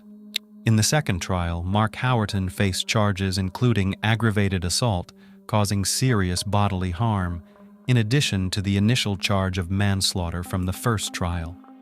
Unlike the first trial, the prosecution expanded the charges to include aggravated assault and criminally negligent homicide. The legal strategy was adjusted to present a more comprehensive case against Mark Howerton. However, dissatisfied with the outcome, Kaylee's family and prosecutors insisted on a retrial. Kaylee Mandati's tragic story highlighted the devastating impact of violence on a young life and her grieving family's quest for justice. This complex case is the focus of the article The Final Hours of Kaylee Mandati, reported by 48 Hours correspondent Peter Van Sant. Kaylee Mandati's story serves as a stark reminder of the consequences of violence against young people with promising futures. Despite the conviction, Kaylee's family stated that the verdict does not serve justice for their beloved daughter. In 2019, Allison Steele, Kaylee Mandati's mother, successfully lobbied the Texas legislature to expand the missing persons alert system in Texas. She then founded the nonprofit organization Kaylee's Calling, aiming to consolidate missing persons alert systems. Steele also established a nonprofit dedicated to providing public information about the Clear Alert, an emergency broadcasting alert in Texas for individuals aged 18 to 64. In addition to these efforts, in 2021, she filed a civil lawsuit against Trinity University alleging negligence in protecting her daughter. Steele claimed that none of Kaylee's guardians were informed that Mark Howerton had trashed her dorm room. She also stated that the university took no action against him, allegedly giving him continuous access to her daughter and making her vulnerable to manipulation. It remains unclear whether the evidence collected by Allison and Lawrence was presented at Mark Howerton's trial in 2023. Despite being acquitted of the charge of ending a life, he was found guilty of aggravated assault causing bodily harm. Prosecutors noted that the family expressed satisfaction with the verdict, as they had endured prolonged suffering and felt relief that the legal proceedings had concluded, allowing them to begin the healing process. Losing a child is an agonizing ordeal, and sadly, it was a heart-wrenching journey that Kaylee Mandati's parents had to endure. Allison Steele said they are still completely devastated by the loss of Kaylee and asked those of faith to pray for her family, friends, and for justice in this matter. At the western end of Algoa Bay, stretching along the southeastern coast of South Africa, 400 miles from Cape Town, is the city of Port Elizabeth. In addition to being a major seaport, it is also the sixth most populous city in South Africa. It is in this city, in November 2004, 18-year-old Chris Panayiotou graduated from high school and joined the trading corporation of his father, who owned a fairly large network of stores and eateries in the city and its surroundings. Chris had a desire to be involved in his father's business from a young age and developed an interest in the specifics of managing retail chains and how to develop the retail services industry. He possessed amazing energy and determination. His dreams extended far beyond being an executive and skillful employee under his father's supervision. He dreamed of owning his own fish restaurant, somewhere near a 5-star hotel along Marina Drive and a large supermarket right by downtown Kings Beach. That afternoon, he was helping his father at a small diner on Market Street. The establishment's 1-story-old building lacked square footage and glamour, but it was nonetheless popular with the neighborhood's youth. Here, Chris Panayiotou met his high school friend who invited him to a Friday night party organized by mutual friends at Barty's Tavern, located on the beach, and a constant success among young people. On Friday, sitting in a wicker bamboo chair and sipping beer from the establishment's specialty mug, Chris noticed a pretty young girl sitting alone at the bar, drinking lemonade from a tall glass. The young man left his seat and walked over to meet her. Her name was J.D. Dinks, and she had just turned 18 years old as well. A spark immediately ran between them. The young people found many common interests very quickly. After that party, Chris and J.D. began dating, not even realizing that their Friday night meeting at Barney's Tavern would be the prelude to a horrible love triangle story that would lead to a tragic death. J.D. was a girl with a cheerful and sweet personality. Her endless thirst for giving joy and warmth to others inspired her to devote herself to teaching. In 2005, she enrolled in university. While J.D. focused on her studies, Chris started his own business with tenacity and entrepreneurial spirit. The first business was a local grocery store, then a neighborhood restaurant and a cocktail bar, which Chris named Infinite. Despite the young people's busyness, the feelings that bonded J.D. and Chris grew stronger. It was a period when their relationship was growing stronger, like the roots of a young tree penetrating deeper into the soil. Both J.D. and Chris created their own little corner of happiness, where kindness and love seemed eternal, and days were filled with smiles and hope for an endlessly joyful future.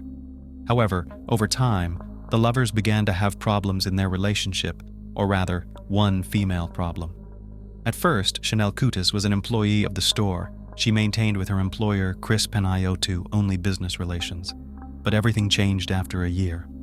Among the office corridors and long store windows, secret love between Chris and his employee, Chanel Coutus, blossomed imperceptibly, and this woman became not just an employee of the store, but also Chris's lover. All, of course, carefully concealed.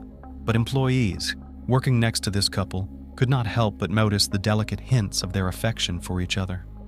Glances, enigmatic smiles, and gentle gestures left behind an aura of mystery and some hint. The lovers met secretly at night in local cozy hotels, and when J.D. was away, Chris even brought Chanel to his home. By this time, in the eyes of family and friends, J.D. and Chris looked like an established young couple. They were very well suited for each other and seemed successful and promising.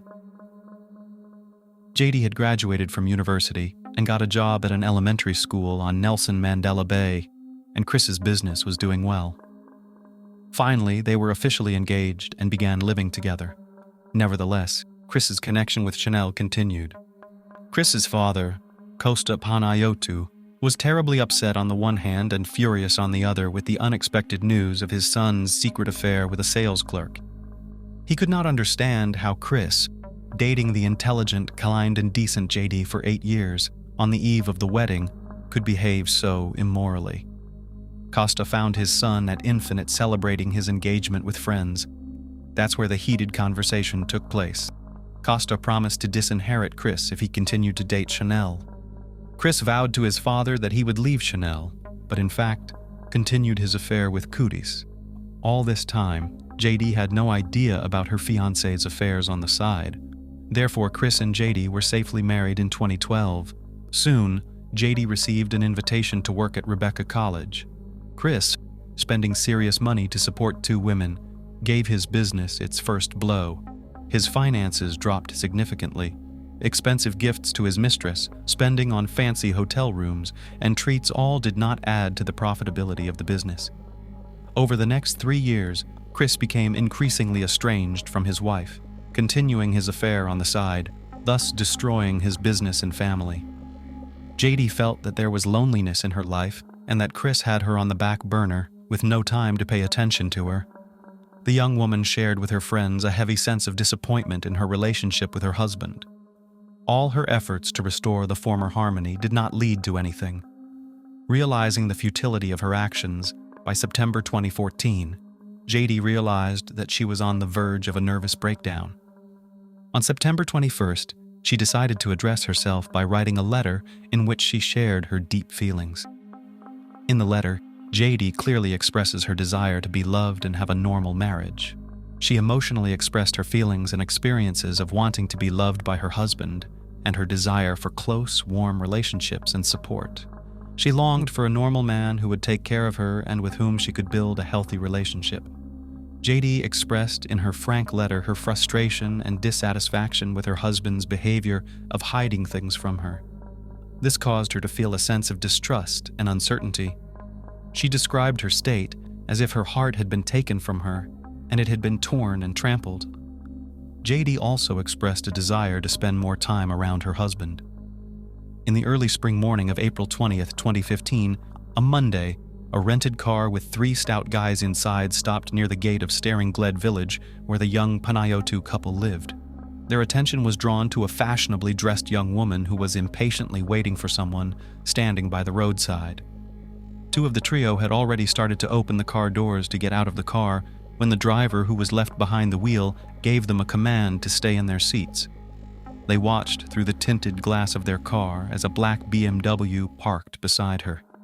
She settled into the back seat and the car sped past them, picking up speed. The driver annoyingly slapped his hands on the steering wheel. The next morning, Tuesday at 6:15, JD Panayotu left the house as usual to go to work at the college.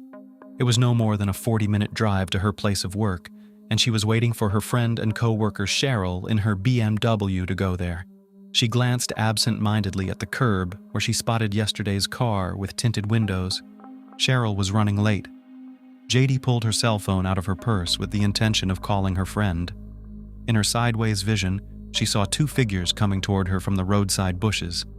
Cheryl was only 10 minutes late, but JD wasn't at her usual spot. Cheryl had called her phone in vain, and calls to the door of the house were also fruitless. The college also confirmed JD's absence from work. Anxiety rose in Cheryl's heart, and she called the police. By 10 o'clock in the morning, JD Panayotu was announced missing to the media and social media. On the same day, the search for the missing young woman began. In addition to the police and a special canine unit, volunteers from the local community took part in the search. Night fell, but unfortunately there were still no results. In the morning, the search resumed. A reward was announced for any information about JD, then the amount increased. At 10 o'clock in the morning, a canine officer with his dog named Angel discovered the body of JD Panayotu in a bushy ravine near Quano Bushley. She was fully clothed. The medical examiner found 2 gunshot wounds in her back and 1 shot to the head. Her bank cards and jewelry were gone, as if someone had tried to obfuscate the motives for the murder. It wasn't just an act of violence, it was a low, inhumane act. Who would take the life of such a kind and harmless person? JD's family was in shock. Family and friends couldn't believe this could have happened. JD's students and co-workers were also grieving. The heartache of the terrible tragedy spread like waves in the ocean, far and wide across the country. Social media buzzed with grief and bewilderment. Who could have committed such a despicable and senseless murder? On October 22nd, JD's family held a memorial service at the Catholic Church, and a funeral was held, attended by an unimaginable number of Port Elizabeth residents. So tragic and ridiculous was the young woman's death that it struck the citizens of the city and echoed with pain and compassion in their hearts. Among the family and friends of the deceased were also JD's students and colleagues who came to pay their respects and mourn the young teacher. But apart from people who knew J.D. Panayota closely, the city cemetery was attended by operatives of the South African Police Service, whose attention was drawn to the strange behavior of the deceased's husband, Chris. The young businessman's grief looked rather fake. But most of all, the investigative team was surprised by the obviously staged farewell speech of the widower. Having checked its text through search engines on the internet, the police found an incredible similarity of Chris's epitaph with the dedication of Charles Atkins to his late wife. Of course, it was not a direct evidence, but the police officers had a suspicion about Chris Panayotu's involvement in the tragic death of his wife. They decided to keep a close eye on him. In addition, several other suspicious facts pointed to Chris's participation in the murder of his wife. On the eve of the funeral, on the tip-off of special agents, the police arrested on suspicion of possible participation in this atrocious crime one Latonda Seon, who turned out to be a security guard at Chris Panayotu's nightclub. The man gave statements indicating that Chris had approached him to hire killers for his wife, and that he, Latonda Seon, had found him 3 of his friends.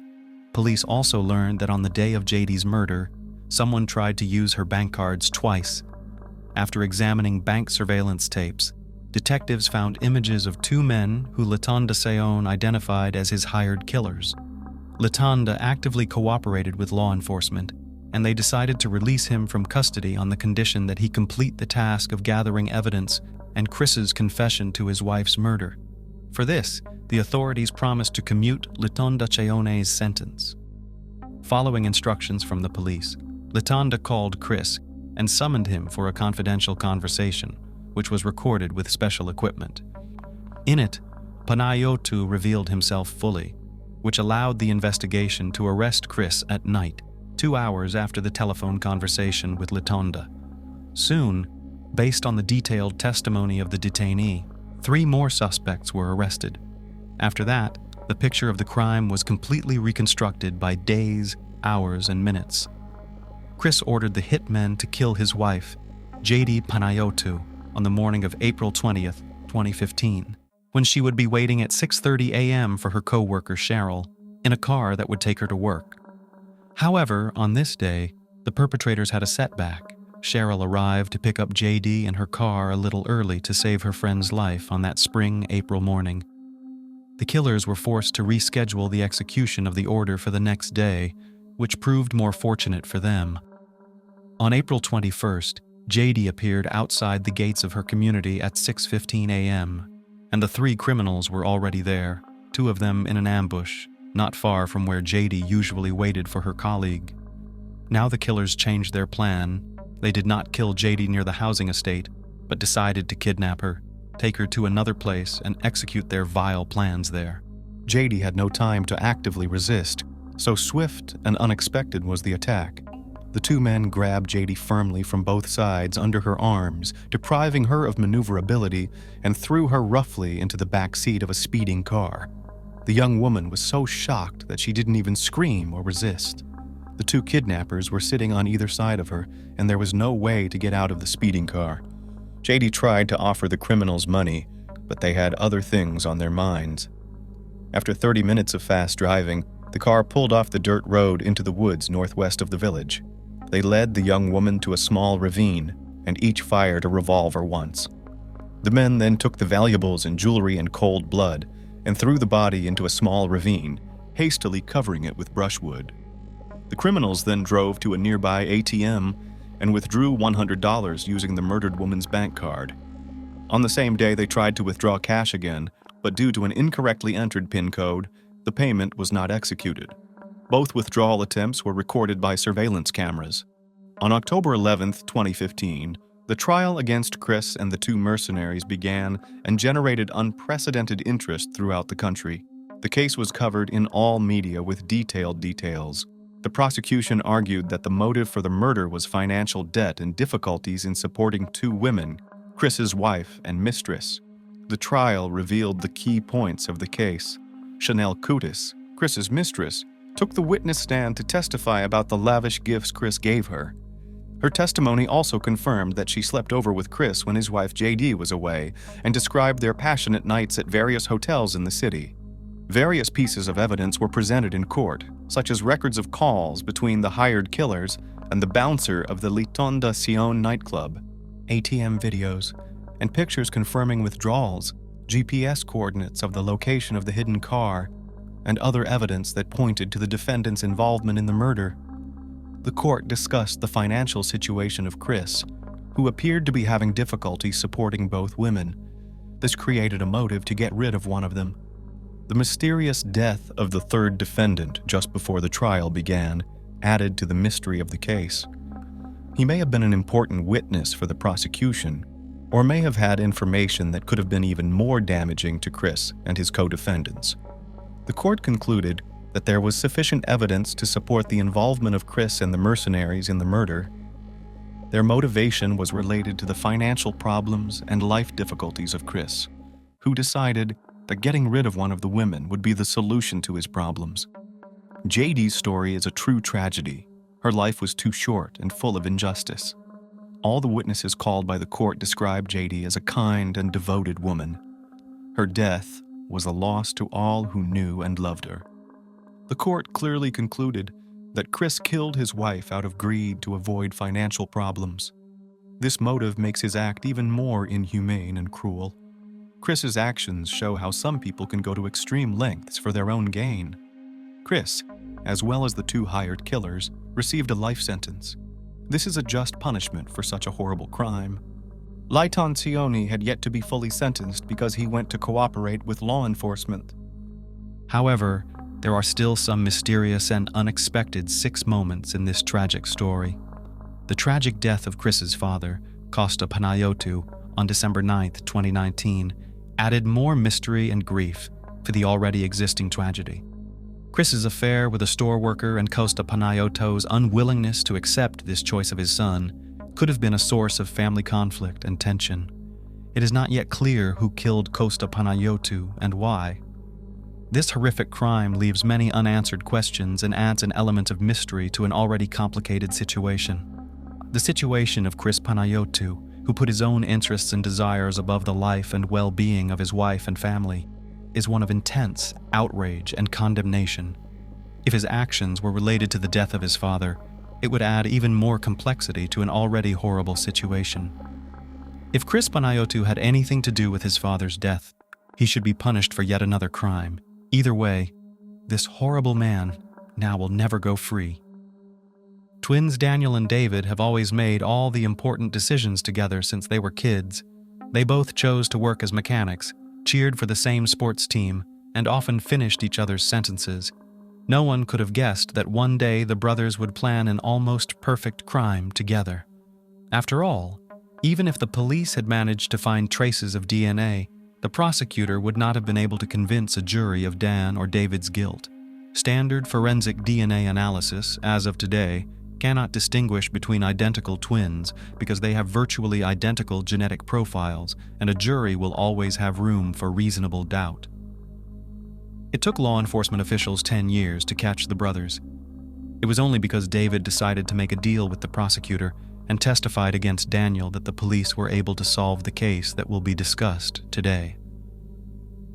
On July 22, 2003, the car of her husband, with whom the 30-year-old woman was in the process of divorce, drove up to the house of Heather's parents. The final divorce hearing was only a week away. The man got out of the car with a huge bouquet of flowers and a card with a touching picture, heading toward the house, hoping that he would still be able to reconcile and avoid divorce. The reason to keep the marriage alive was not because of his great love for his spouse or his desire to keep the family cozy. Daniel realized the court decision to pay alimony will not leave money for his usual life. Perhaps he even lost the house. The man was desperately looking for a way out and expected to solve the problem with a bouquet of flowers and promises. The plan failed. Heather firmly rejected Daniel's proposal. The conversation turned violent, and Heather's father, Dave Springer, even had to intervene. Only after Dave promised to call the police did Daniel angrily yell that Heather was ruining his life and leave the house. Springer, a former member of the Denver Police Department, realized by some special instinct that his son-in-law was dangerous to his daughter. He asked her not to see him for the rest of the divorce proceedings. He would later say, "I was worried about what my son-in-law Dan DeWild might do as the final divorce approached. He wanted to keep things under his control, but control was slipping away from him, and he was becoming more and more desperate, more and more hostile. I told Heather not to date him, and I didn't think she would, but she did." 2 days later, Dan called Heather and offered to pick up the children's medical records and a signed child support check. Initially, the now almost ex-spouses agreed to meet at McDonald's. The young woman did not want to be alone with her ex-husband and planned to meet in a crowded place, taking her 2 children, who were 5 and 3 years old at the time. She didn't say anything to the father, alerting only the mother to the meeting. Obviously, something went wrong. The plan changed, or she originally named the nearest fast food restaurant as the meeting place to appease her mother. But Heather went not to McDonald's, but to Daniel's home in Edgewater, Colorado, where he lived at the time with his identical twin brother David and David's then-girlfriend Roseanne. Heather felt that in the presence of the children, Jacob and Hannah, their father would not be aggressive, and he was not alone at home. And then the young woman disappeared. She was never seen alive again. Heather Springer was born on April 21, 1973 in Arvada, Colorado. The head of the household, David Springer, who worked for the Denver Police Department, was respected by his colleagues and was highly regarded as a professional in his field. The man did everything possible to make sure that his beloved wife, Carol, Heather, and her 2 older sisters, Rebecca and Jennifer, nothing needed. The family had a friendly, warm atmosphere of mutual understanding. For her sisters, their father was a model of masculinity, responsibility, and care. In her youth, Heather tried to build relationships with her peers, but nothing much came out. When she met Dan DeWild, who was 10 years older than her, she saw in him an adult, responsible, caring man, and felt as calm and safe as with her father. Daniel, being a mature man, was winning in Heather's eyes compared to his peers. The 23-year-old young woman fell in love without looking back. The couple began dating in 1996, and a year later, Dan made an offer, which Heather gladly accepted. She grew up in a family where her father, due to his professional activities, always showed control, and the same quality in the groom she automatically considered a manifestation of love and protection. Unfortunately, she was mistaken. The young couple moved to the town of Edgewater, Colorado, where Dan owned a home. 2 children were born to the DeWild family, Hannah and Jacob. Heather devoted herself completely to her daughter and son, doing the household chores. Dan, as the main breadwinner of the family, worked as a mechanic in the transportation department. However, in family life was not all cloudless. Gradually, the young woman realized that Dan's excessive control is not a manifestation of care and love. Over time, he only became more overwhelming and restrictive. Dreams of a happy union did not materialize. After 5 years of marriage in 2002, Heather began to complain to her parents about her husband. She said that she was tired of Dan's constant control. It was simply unbearable to live with him in the same house. A year later, in the spring of 2003, the young woman informed Dan that she wanted a divorce. She packed her things and moved with her children to her parents' house in Arvada. Dan reacted very negatively to her still legal spouse's actions and even threatened her, which only strengthened her decision to protect her interests and those of her children. She filed for divorce, sought custody of the children, and had her husband pay child support. The situation became stressful for Daniel because he was not prepared for the additional considerable financial obligations. He was afraid that he would not be able to pay the bills and would likely lose his home. In early summer, his brother David came to Dan's aid along with his roommate Roseanne to provide support and help with the difficult situation. Dan and David DeWild, identical twins with only a 1.5 minute difference in age, have been inseparable all their lives, helping each other, constantly keeping in touch. Friends of the twins noted that Dan always acted as a leader, making key decisions, while David preferred to stay in the shadow of his brother and occupy secondary positions. After arriving, David started working as a mechanic at the same place where Dan worked and gave a significant amount of money to his brother to pay the house bills. It was David who suggested that Dan try to prevent a final divorce and supported his idea of going to see Heather on July 22, 2003. The trip, as is already known, ended in failure and almost calling the police. The brothers then devised a new plan, inviting Heather to their home on July 24th. The distance from Heather's parents' house and to the nearest McDonald's was only a few kilometers. The daughter, who had only gone to pick up her papers, should have returned long ago. When an hour passed, Heather's mom, Carol Springer, became concerned. Her daughter wasn't picking up her cell phone, and Carol called her son-in-law to find out where Heather was. Dan reported that she had arrived at his house, left the kids, and drove off in her car to the store. All of this seemed alarming to Carol, since she knew her daughter's wallet and credit cards were left at home. She couldn't go shopping without the money and cards, and she certainly would never leave her grandchildren with Dan. Freezing with a bad feeling, an agitated Carol dialed Dave's number and told him who their daughter had gone to see and when. Dave Springer immediately went to his former son-in-law's house. Heather wasn't there, and her car was nowhere to be found either. Dan still maintained that Heather had gone away on her own business, leaving the children with him, and should be back soon.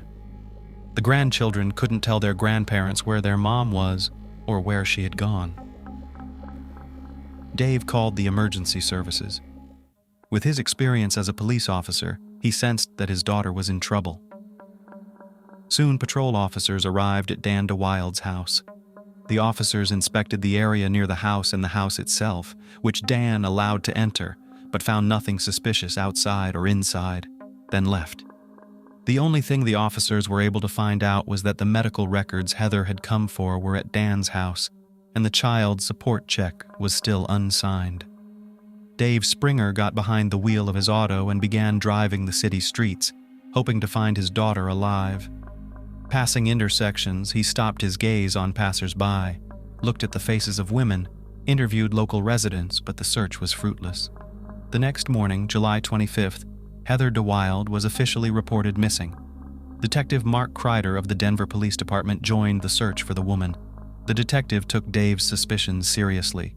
No one believed that Heather simply decided to run away on vacation from her family.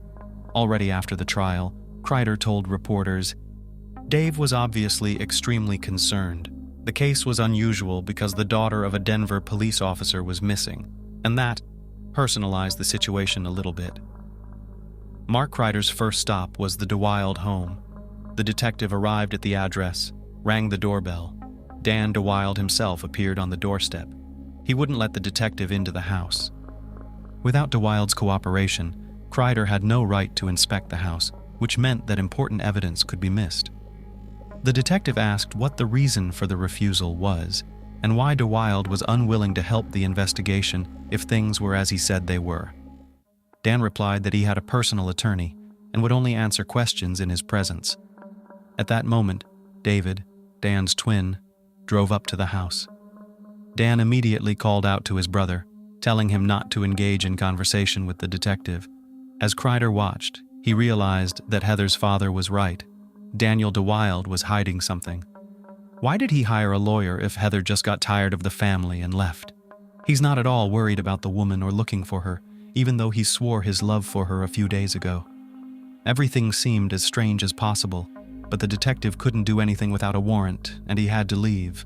By the time police obtained a search warrant for DeWild's home, Heather had been missing for 6 days.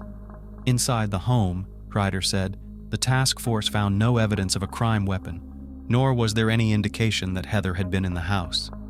But investigators soon learned that on the day the young woman disappeared, David drove his Chevrolet car to an auto repair shop about 15 miles from the house. Why would David drive that far when the twins worked for the transportation department as mechanics and could have handled the car repairs themselves? Kreider got a warrant to look at the Chevrolet. Detectives speculated that perhaps Heather was dead, and David had managed to hide her body away from home. To conduct an inspection of the car, they brought in specially trained dogs that reacted to the odor of a decomposing body. While checking David's car, the dogs began barking near the driver's side rear side door, indicating that Heather's body may have been in the car for some time. Detective Kreider met and spoke with David and described the search dog's reactions. At one point, the detective, looking directly into David's eyes, asked, "Did you kill Heather?" The man lowered his head and you could see how nervous he was. The man said he needed to talk to his lawyer and left. After talking to David, the detective had no doubt that both twin brothers were involved in Heather's disappearance. A day after receiving news that the dog smelled decomposition, David and Roseanne married, solidifying the police's suspicions. Roseanne later revealed that it happened so suddenly, just in case, because spouses are not required to testify against each other. Then, on August 4th, 2003, 2 weeks after Heather's disappearance, police found a white Nissan Sentra belonging to the missing Heather in the parking lot of an apartment complex in Wheat Ridge, Colorado, about 5 miles from Dam's home. According to locals, the car had been parked there for several days, with the passenger side window completely open. Detectives spent all day scrutinizing the car. It appeared so clean that there was no evidence that even Heather had ever ridden in it. We found no evidence of Heather's DNA inside or outside the car. We also found no fingerprints or anything else that would indicate that Heather had used the vehicle, the expert explained to Detective Grider. Apparently, the perpetrator or perpetrators were careful and wiped out all traces qualitatively. Investigators searched the wooded area south of the apartment complex where the car was found. They used trackers, thermal imaging cameras, and a police helicopter. The search, to their dismay, yielded no clues that could lead to Heather. It was at that moment that Carol and Dave realized they had lost their daughter forever. Exactly 1 month later, on September 4th, 2003, Heather's body was discovered by a road worker shoveling dirt on the road to the canyon. He noticed a large trash bag in the ground, and when he got closer, he called the police. In the meantime, the body had decomposed so badly that dental records had to be used for identification. The woman's face was covered with a mask made of duct tape, and rope was wrapped around her neck and wrists. The body was wrapped in garbage bags and secured with duct tape before being placed in a shallow grave. Family members identified the clothing as the one Heather left in to meet Daniel on July 24th. The medical examiner was unable to determine Heather's exact cause of death, but the nature of her injuries suggested that she was strangled or died of asphyxiation. Investigators realized that the twins were involved. The location where the body was found was in the same neighborhood as the workshop that David visited the day Heather disappeared. The trash bags in which the body was wrapped matched the general class characteristics of the bags taken from the DeWild home. But it was circumstantial evidence. Direct evidence was lacking, and Kreider couldn't apprehend even one of the brothers, let alone both of them. Dave Springer felt crushed by the impossibility of doing anything. Heather was buried. Her parents placed a note in their daughter's casket with the phrase, "All she wanted was to love and be loved." There was a languid wait. No one told Heather's parents and sisters about the details of the investigation. It even began to seem to them that no one was dealing with the case at all. In fact, the investigation understood who was guilty, but the lack of evidence tied the hands of detectives.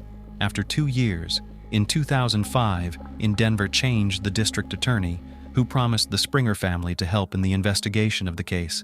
The formed investigation team once again thoroughly reviewed 1,500 pages of documentation and re-examined all the evidence and details of the case.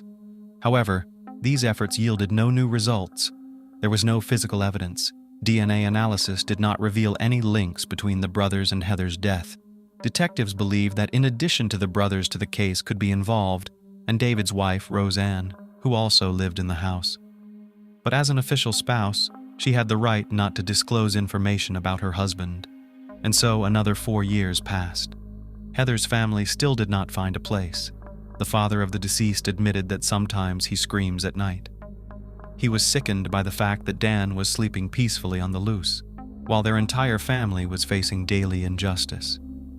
In 2009, the Heather DeWild investigation was taken over by Russ Boot Wright. The new prosecutor took the task with the utmost seriousness. In 6 years, the volume of documentation grew from 1.5 to 30,000 pages. There were 15 additional boxes with important details. After a while, a DVD of home movies caught the attention of the new investigative team.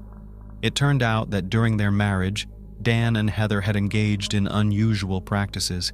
Dan played the dominant role and Heather willingly submitted. Dan liked to tie Heather up. When detectives examined the home videotape, they discovered an important coincidence. The way Dan was tying Heather up in this footage was very similar to the way the woman was tied up when her body was discovered. Detectives also identified Dan's profile on a dating site where he listed himself as a widower, even though Heather was reported missing at the time and her body had not yet been found. During the investigation, they were able to find a witness who had seen Dan, David, and Roseanne early one morning, near the spot where Heather's body was later found. In addition, thanks to new technology that has emerged in recent years, experts were able to reinvestigate phone conversations between David, Daniel, and Roseanne on the day of the crime. All three made 14 calls to each other, and detectives have now been able to find out the geographical location of each caller. David's cell phone was used right near where Heather's car was found, and from there he called his brother, and then Roseanne. Combining all of the information obtained, detectives brought the perpetrators to justice. With only circumstantial evidence, more than 8 years after the crime was committed, Dan, David, and Roseanne DeWild were arrested on December 14, 2011. Each was charged with first-degree murder and conspiracy to commit first-degree murder. As prosecutors prepared for trial, investigators hoped to somehow provoke the DeWilds. They hypothesized that Roseanne might be the weak link and tried to turn her against the brothers.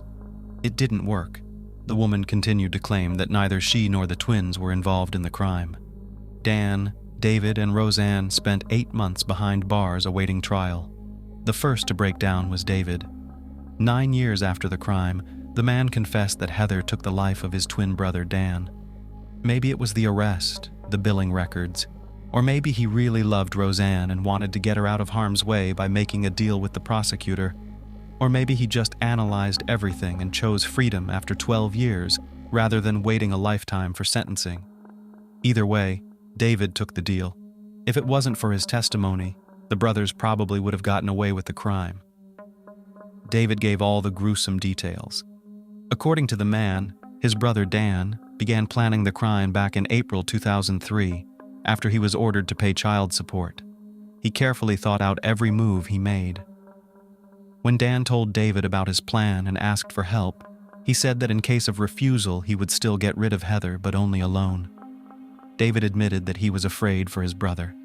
He thought that Dan couldn't do it alone. He would be caught and put in jail immediately, so David agreed to help. According to the plan, Heather and the children arrived at noon on July 24, 2003. When Dan went to meet them, David allegedly tried to stop his brother, but he didn't listen. While the children played in the house, Dan took Heather to the garage, promising to return the now almost ex-wife's joint videos, which were allegedly stored there. In the garage, Dan grabbed Heather by the shoulders and threw her to the floor. According to David, he could have prevented the crime but didn't, continuing to just stand there and watch in silence. His brother took a hammer from the shelf and struck Heather several blows to the head, rendering her unconscious. Immediately after that, Dan took a rope, tied his wife up the same way he had tied her up during their intimate games, but this time he made a noose around her neck as well, and then suspended her from the garage roof. Dan's plan was that he wanted to make it look like his wife's death was an accident during their role-playing sessions. Leaving Dan in the garage, David drove Heather's car back to the apartment complex parking lot and thoroughly wiped the car down inside and out.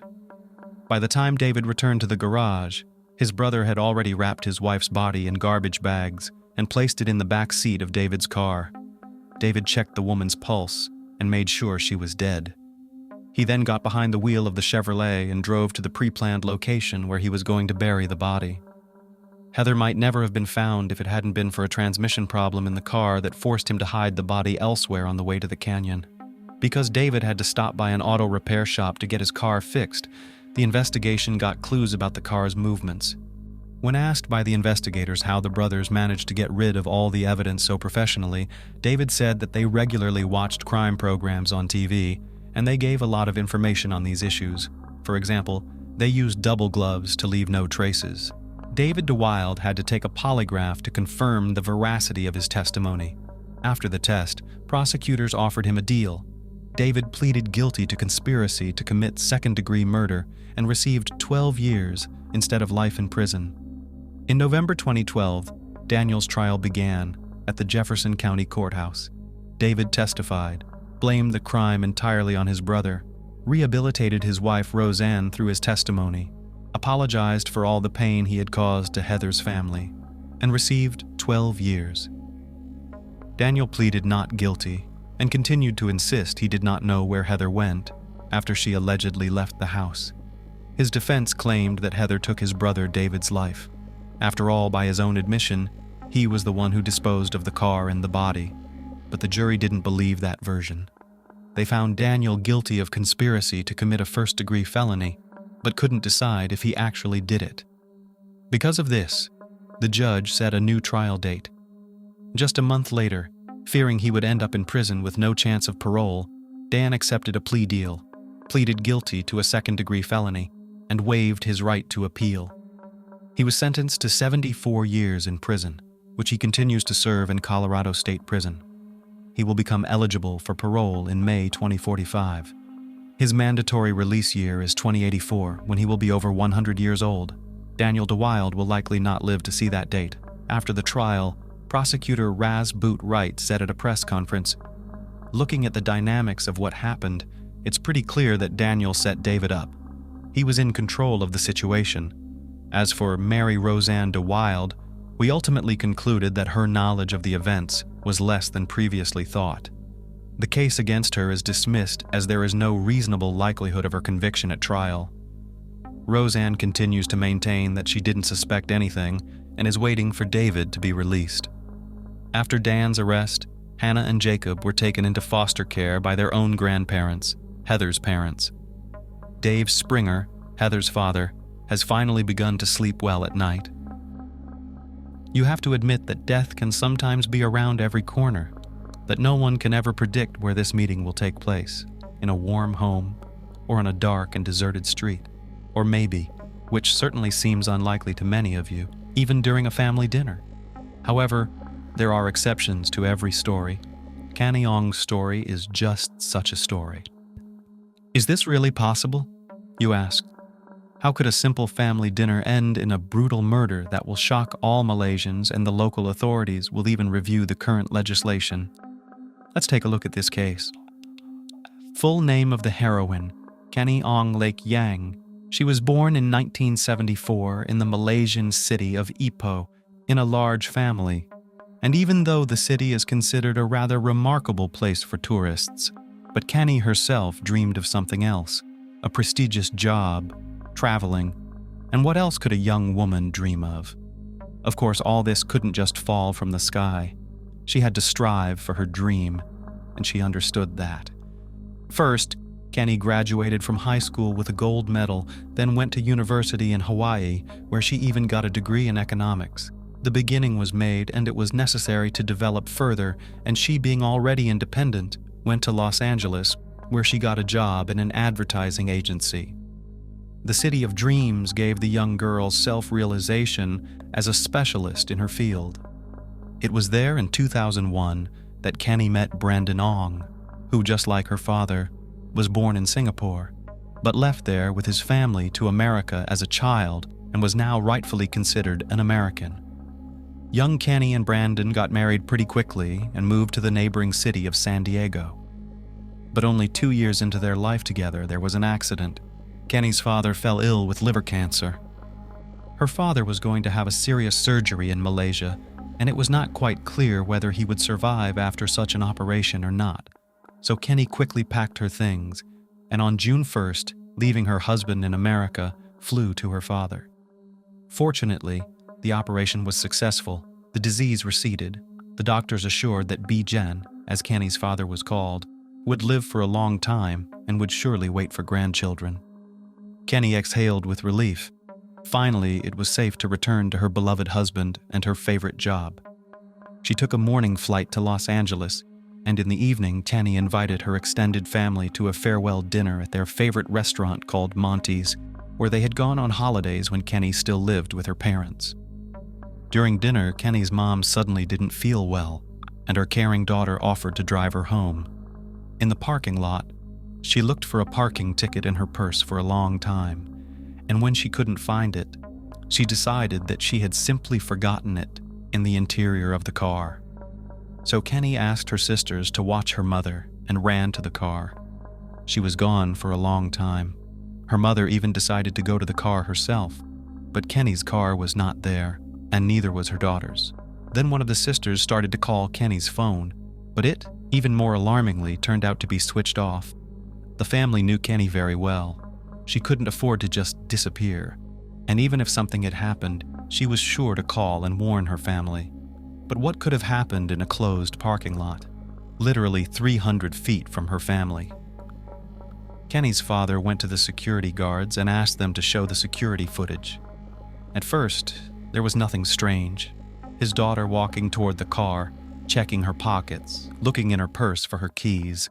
But then they noticed that behind Kenny there was a stranger moving behind him, and like Kenny, he was slowing down and speeding up.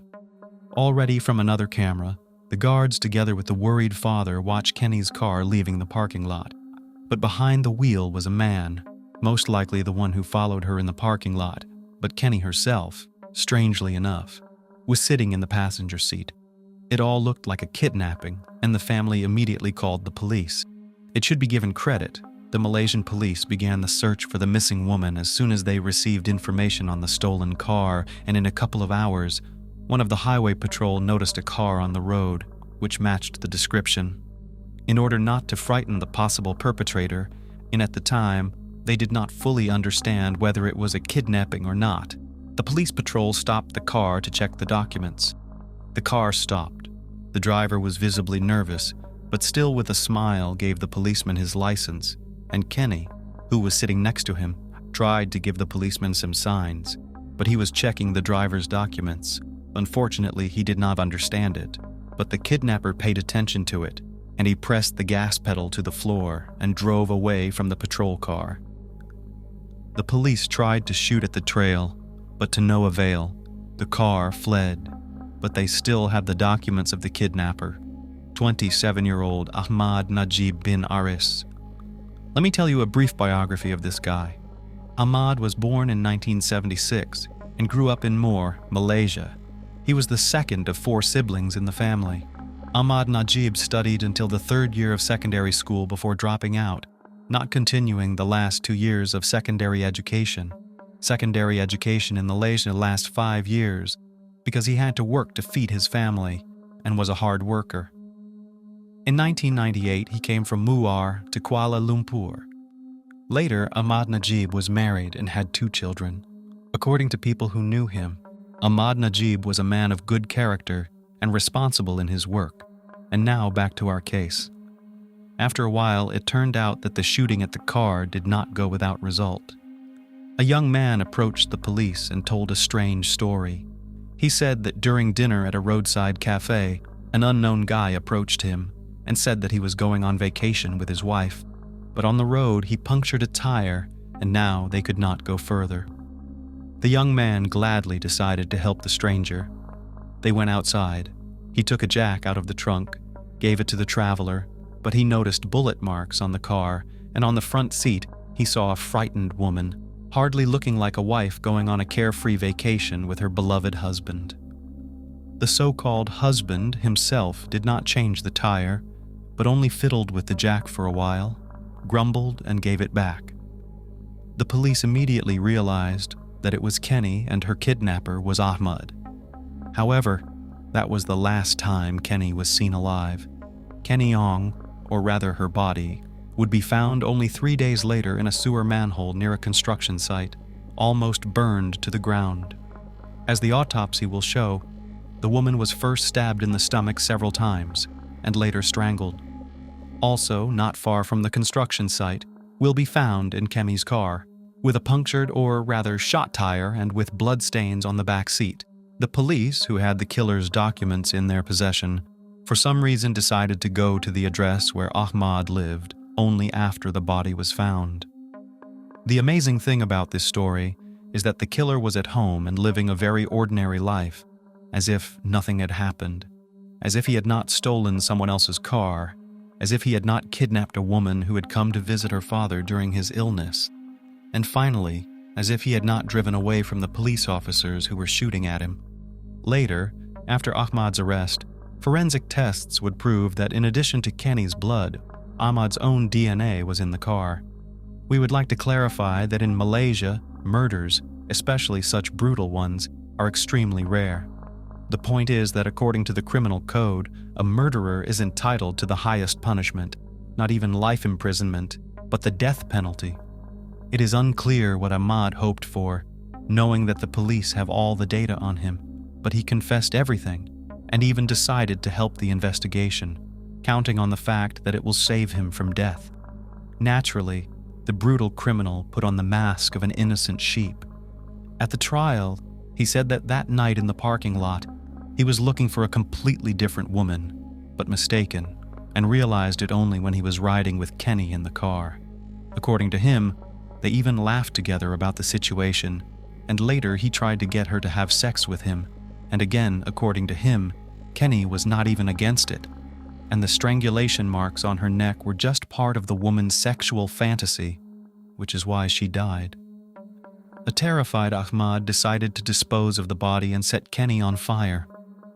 This story was made up from start to finish by Ahmad's lawyers, because in such a case he would have been awarded only abuse of the deceased, or at worst negligent homicide, given that Kenny had asked to be strangled herself during the intimate encounter. And supposedly, if this is not true, if all this is just a fantasy of the defendant, then why the captive did not run away while her captor was changing the tire, the lawyers said. Such a version could sound even convincing, if it were not for the stab wounds in the abdomen. It was at this point that the whole defense fell apart like a house of cards. It was obvious, because the investigation had a different, more reliable, autopsy-confirmed view of what had happened. Ahmad saw a lone woman in the parking lot outside Monty's restaurant and followed her. When Kenny opened her car, he threatened her with a knife, ordered her into the passenger seat, and got behind the wheel himself. After that encounter with police officers and a failed attempt to replace a blown tire, he drove the car to a deserted location, put a terrified Kenny in the back seat, and used her several times. Kenny tried to resist, for which she was stabbed several times in the stomach and later strangled with a coat belt. After the abuse, Ahmad took her already dead body outside and threw it into the first manhole, covering it with tires so that it would not be found. He returned to this manhole the next day with several canisters of gasoline and decided to finally hide the traces of the crime, filled Kenny's body with gasoline, and set it on fire. In addition, as it turned out later, Ahmad had 4 rapes against women who fortunately did not die, but still fearing conviction, did not file a police report. Finally, on February 23, 2005, the court, for some reason lasting for several years, finally sentenced the murderer and, among other things, gave Ahmad 10 lashes. But did this make it any easier for the parents who had lost their daughter forever? Being behind bars, Ahmad tried to appeal his sentence and even wrote a letter to Selangor, the head of state, asking him to pardon him, but of course he was refused. And only 13 years after Kenny's murder, Ahmad got what he deserved. On September 23, 2016, he was hanged right in his cell. As I said, this case was quite high profile in Malaysia. Residents were frightened not so much by the brutality of the murder itself and Ahmad's seemingly empty belief in his impunity, but by the fact that it is not so difficult to kidnap a person in a crowded shopping center, albeit in a parking lot. To prevent this from happening again, the Malaysian authorities began to install as many CCTV cameras as possible around the country, increased the number of security guards in shopping centers, and even made parking spaces specifically for women. And in all this situation, it is very pathetic that for such measures it was necessary to sacrifice the life of an innocent woman who flew to her father for 2 weeks from tens of thousands of miles away.